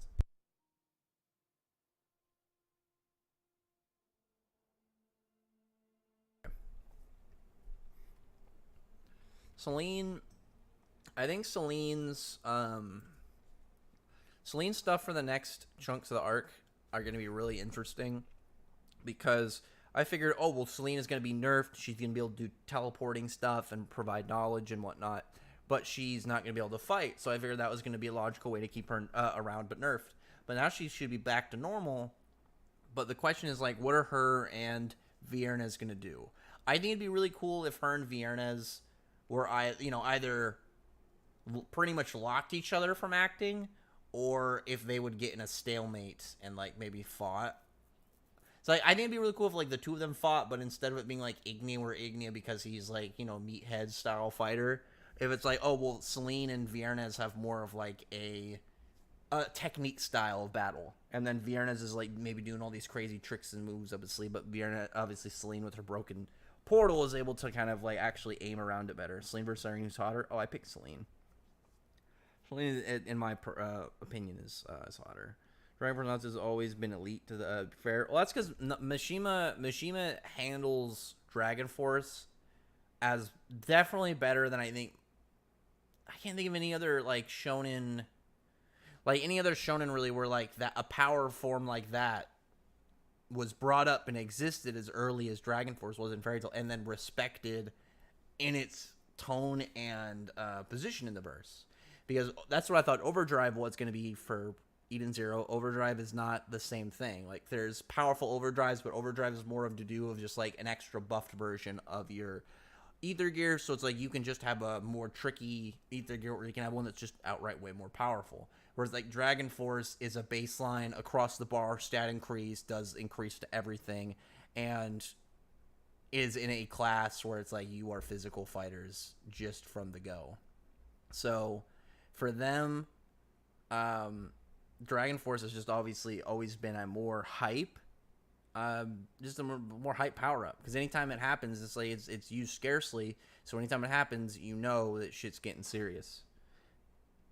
Dragon Force Natsu is the anime equivalent of the lore accurate Master Chief. Well, that's because they kept messing up his colors and stuff. You know why Lucy's so popular? Everyone really likes Lucy. Lucy's a really nice character. Her fights are actually pretty fun. Like, the thing about Lucy's fights, when Lucy is confident and Lucy knows what she's doing, it's like a good example. Joey Wheeler in Yu-Gi-Oh! He's another character who is like seen obviously as weak, you know, makes a lot of progress and whatnot through the story, but his deck is lots of tricks and gimmicks and fun things to see play out. And that's kind of how Lucy's is to a degree.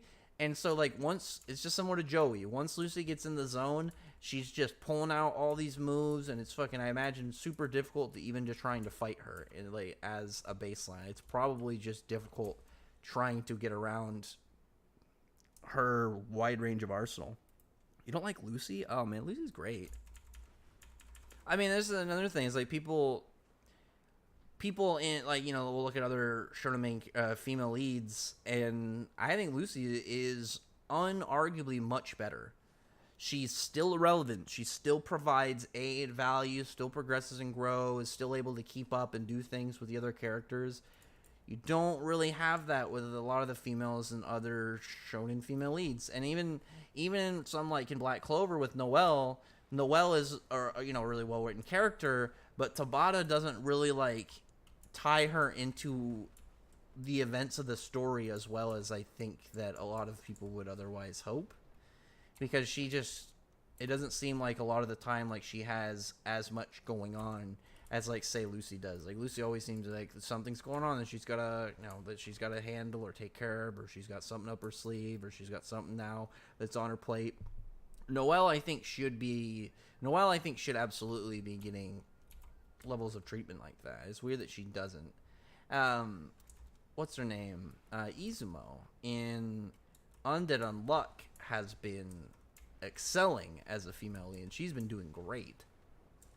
It really makes me wish, like, Tabata would, like, take a note from this just last couple chapters and combine it with the fact we've been seeing so much Asta again. Give us like 3 or 4 chapters of pretty much just Noelle. You know, we don't need to see Noelle fighting. I just want to see her, like, doing stuff, maybe, like, getting ready for a battle, but for the most part, I want to see, like, maybe she's training, trying to develop a new move. I don't know. Yeah, Lucy fights are very unpredictable, and it's like it's the weirdness of how she fights that's fun. I really like seeing her just, you know, she'll like pulling out Virgo. Virgo is just like, oh, you either use him as a defensive wall, you can either use it as like a fall cushion, or you can use the wool for the fact that her wool, like Ares' wool is broken because it will drain your opponent's will to fight, and it will just relax them until they're so comfortable they don't want to continue. Which is, again, it's like a silly hacks in the way that it sounds, but it's like it makes sense. And on the top of that, it is broken. It's a broken ability. A way to make it so your opponent will slowly just lose all sense of battle and just relax and then kind of just become docile without them realizing it, something out of their control. Really, really good. You never know how she will win. Yeah, like Lucy has lots of really solid setups and like her weird ways too. 50 Jalals versus Spring and 12. I'm sure 50 Jalals would win. I was gonna say though, one of the things though, especially about like Lucy winning this, or not the last fight, her fight with Mimi had Lucy finally do one of the things that I would bring up. Like, there's a couple things that Lucy like could do, and one of them was like if she, it sets up an early win con, just puts up a Gemini to cast like Aronometria, so you don't have to worry about the cast time, and then bam, she ends up doing it. Another like crazy play I'm hoping that she ends up doing is she could have theoretically, what is it like fucking? Well, I don't think she can do all of her spirits at the same time right now. I'm willing to believe that she gained some of her skills still leaving Elentier, but I don't think obviously that one. But say you have her so you have her just summon Gemini. Gemini turns into her. Then Lucy summons Virgo. Gemini Lucy summons Aries and Sagittarius. And then bam, you have Leo for offense. You have two Lucys, so you can either have one stay in the back and cast the Aronometria, or do the double cast or double power, or and you can have all that. Well, Sagittarius provides backline and Aries provides defense. Like, she has a lot of really good potential capabilities in just like how her powers combine, and she can either mix them or just have multiple units on the board. Like, for instance, Hologram is such a broken easy win in some scenarios. Like, because I was, for instance, we're talking about on Twitter, Lucy versus Rukia. Lucy, I think, is just fine. Because one of the, I'm not even talking about all the different things that Lucy has, feats and abilities and stuff. If Rukia uses her Bankai, Lucy will automatically get pulled over by Hologram, auto-saved once a day, and then come back. Rukia is still ice, she smacks the shit out of her, and she shatters. Elden Ring versus Fairy Tail verse? I mean, Fairy Tail has way higher power levels than Elden Ring. Elden Ring's, like, big people are also, like, weirdly vague, and, like, I think the only, like, really crazy feat was Radon, like, using gravity on all the comets and stuff. That's, like, the craziest thing for him. Appearance in Athena hype. 100%. Actually, let me see. What is my stream at? Let me see. 157. I'll go for, like, 15 more minutes. If people pick up the commentary, maybe, if I get a member or something, if people really want me to stay going, but otherwise we'll start to cool down. Apparently, according to Manga Helpers, the thing was created by Elisaria's student. I don't think so. I feel like that has to be I'm trying to think. I'm trying to think of, like, how that would be. I mean, you could make it make sense, but I feel like that can't be it. I feel like that has to be something translated more with, like, his talking about what happened with people in his guild. Let me see real fast. Where is it mentioned? Hang on, I'm scrolling now. Where's the first mention of Athena? Oh, maybe. Okay, I think you're right on that. So I wonder what the context is going to be. I figured it'd be way older. That just makes me wonder if, like, is it going to be a dragon slaying thing? Here's what I want to say right now. Two things. The character that made it either has to be relevant and important sometime in the future, or the character is not real and it's Elefsaria who made it. Because, like, there's also the possibility that Elefsaria is lying and that he's full of shit. Or he is part of something more, like he's under some form of control, like some form of like way, like, Ginjo and Tsukishima type move where he's been intentionally had his mind messed with for strats. Okay, I definitely didn't see that part in the text about it being created by a student. That's pretty interesting. I figured it'd be way older because that's only like 120 something years.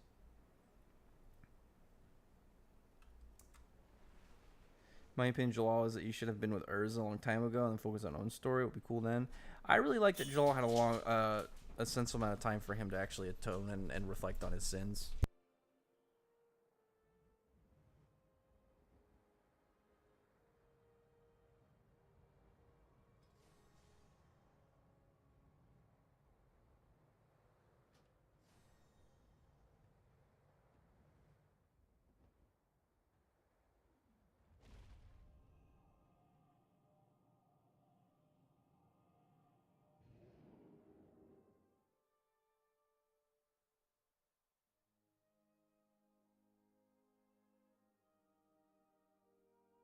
Um, don't trust LF Seria? Yeah, I don't trust LF Seria. I mean, LF Seria is pretty sus.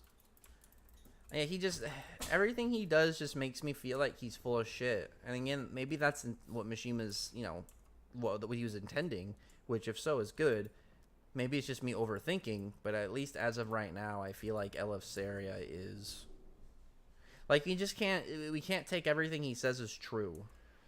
Like, imagine if it's this chapter. Imagine this chapter is one of them. Like, LF Seria is actually suspicious. He's secretly a bad guy, and we're gonna find out eventually. Him just doing like a very casual, not serious. Oh yeah, that was made by my student. He disappeared. That's like such a easy deflection of like, yeah, don't dig too much more into this part, but let's talk about this part kind of thing. I mean, at least from what I can tell, it just doesn't seem like it just doesn't seem like anything he says with honesty, I guess is the best way to kind of put it. It always seems like everything he says is made with a half-truth. Oh, Sarah's a true villain. Yeah, I mean, I'm definitely on that train that he's at least suspicious. That he's at least somebody that we shouldn't really trust.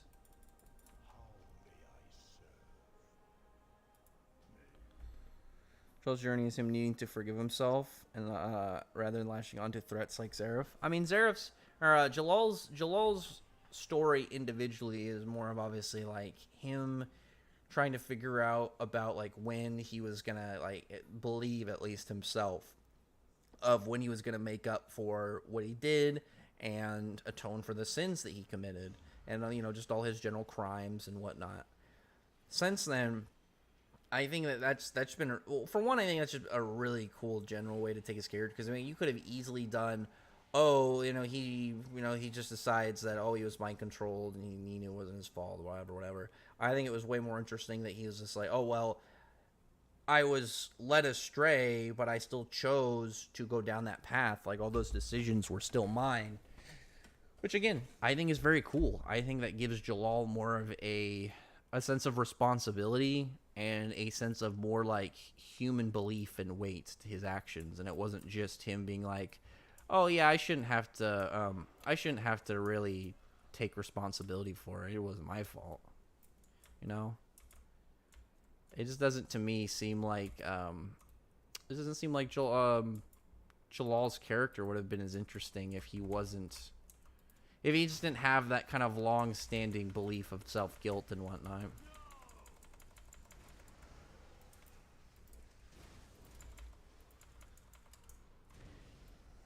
It's like if his character, I just don't think his character would have been as interesting if it's just like he just jumps off of having done all these things and then he just goes into being cool bad guy.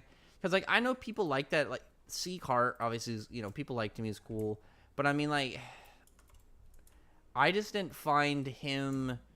I didn't like how he instantly just kind of shrugged off, all the stuff that was bad. Because stuff like that, I don't know. I think it's a little strange. I think it's a little strange if you just kind of ignore aspects of what a character's done. Like what have they done to kind of just be off the hook. You can't just be like, oh yeah, I'm not really mad about that. It's just like, no, dude, you did something horrible. Like you don't have to. And again, Jalal was manipulated into the position he was in. But at the same time, he wasn't like brainwashed. He was, he was led astray. He was led over by somebody into being like, yeah, do this. He was at the same time was like, oh yeah, sure, cool. This is the life I want. I hope Jalal joins Fairy Tail. I do too. I really would like Jalal to get in there. Sasuke is much better on the Sins than Jalal. Sasuke's, I think were. So the way I want to say this. Sasuke's, I think, built up in an illogical way to where instead of it being a regular progression of events, it felt like every time Sasuke ran out of whatever his current plot line, he had some new plot line pop up.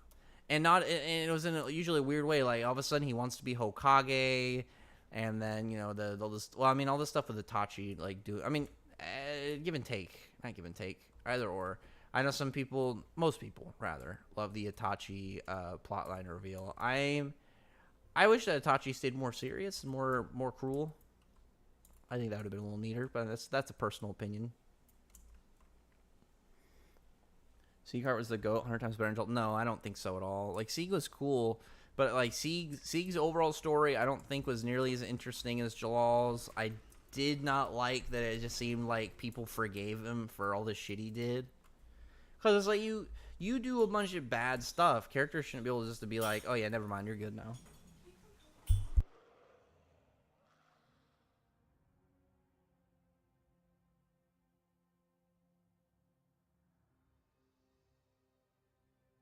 Okay, I'm being summoned in real life to help with things. Is Ichi a gate? No. I'm being summoned in real life to actually now do things, so I'm gonna have to go. Like I said, I'm planning to do more chill streams. I'm planning to do some more of just like me playing some games, just hanging out, chatting. I gotta get back to some more of my videos. I'm probably just gonna get back to more of my kind of chill, calm videos, and then I'll try and do more of my projects. I think with the projects, what I really need to do with those is I just can't tell you guys, because I can't give a definitive of like, oh yeah, it's gonna come out this day, because I almost every time when I do, it's always late, because I say way earlier than where I'm actually like ready. So I'll probably try and get on that soon. Like I said, there's the Acnologia video. It's nothing crazy in terms of like anything new. It's more of like just a really cool idea, video idea I want to do, just like on Acnologia himself. Like, almost the plan is to make it almost like a documentary, but we'll see. I'll probably work on that later and then poise it up maybe. Yeah, December 16th next year. But yeah, we'll do some more. Like I said, if you want more, if you want to hang out for more of like my chill video game ones, I'm gonna be doing those more. It's only gonna be $1 a month if you want to just come in and chat whenever I do them. I'm gonna try and do at least one of my video game chill kind of streams a week, and then I'll probably do more. Like, I'm gonna try maybe to do like a video game a month, to where like I play through at least a game. Maybe not like a video game, but at least I start a game within it. It's like, say like if I started a game and I beat all the Kingdom Hearts. I flew all the Kingdom Hearts and I finished the last one on like the 12th, and it'd be like the start of the next month is when I start a new game. And then I'm always gonna do the first episode everybody can watch, then the rest people can watch, because then I know I'm not like super entertaining, especially like I have a skill where I can keep talking. I'm really good at talking, but it's like if people aren't, if nobody in the chat is saying anything, and I'm at a part where I'm trying to concentrate, I always end up, it's going to be less entertaining and more just trying to just chat with you guys and whatnot. That's what I'm trying to do, is just like cheap extra, so it's more of just like, if you want to just see, talk to me a little bit in my normal videos, just people showing up, watching the video, commenting, liking and stuff. That's already enough. And anything additional is just, I'm going to try and do for the $1. I think the other one is like $2 or $3 a month. Members, just for people to be like, hey, we're gonna provide a little bit of aid to the channel and try and just kind of throw a little bit of support. Like, I wanted to do like a Patreon and stuff like that, but it's like I don't think I have the content or the merch to really justify that. So I'd rather just do something kind of like slight on the side, that's very cheap, for just like, hey, if you want to give something, you want to support a little bit, you can. You don't have to. It's just the $1 or so. It's more of just like I'm trying to think of the best way to say it without sounding dumb. I was gonna say like a pat on the back, but it sounds like sad. It's more of just like, when the people are being like, hey, you got it, cool. I appreciate you enough to give you this $1. To give you I can't even say the cost of McChicken anymore, because they're like, McChickens are like $2.30 now or some bullshit. It's ridiculous. Anyway, I'll talk to you guys later. We'll do more streams. I'll probably plan to do maybe one of like a video game stream later. So if I can get Quan to try WoW with me, I will absolutely do a stream playing that. I'll harass him really quick later tonight, and I'll just do like a, hey, slide in his DMs and be like, are you thinking about playing this yet? Because I'm absolutely holding the character level until you decide whether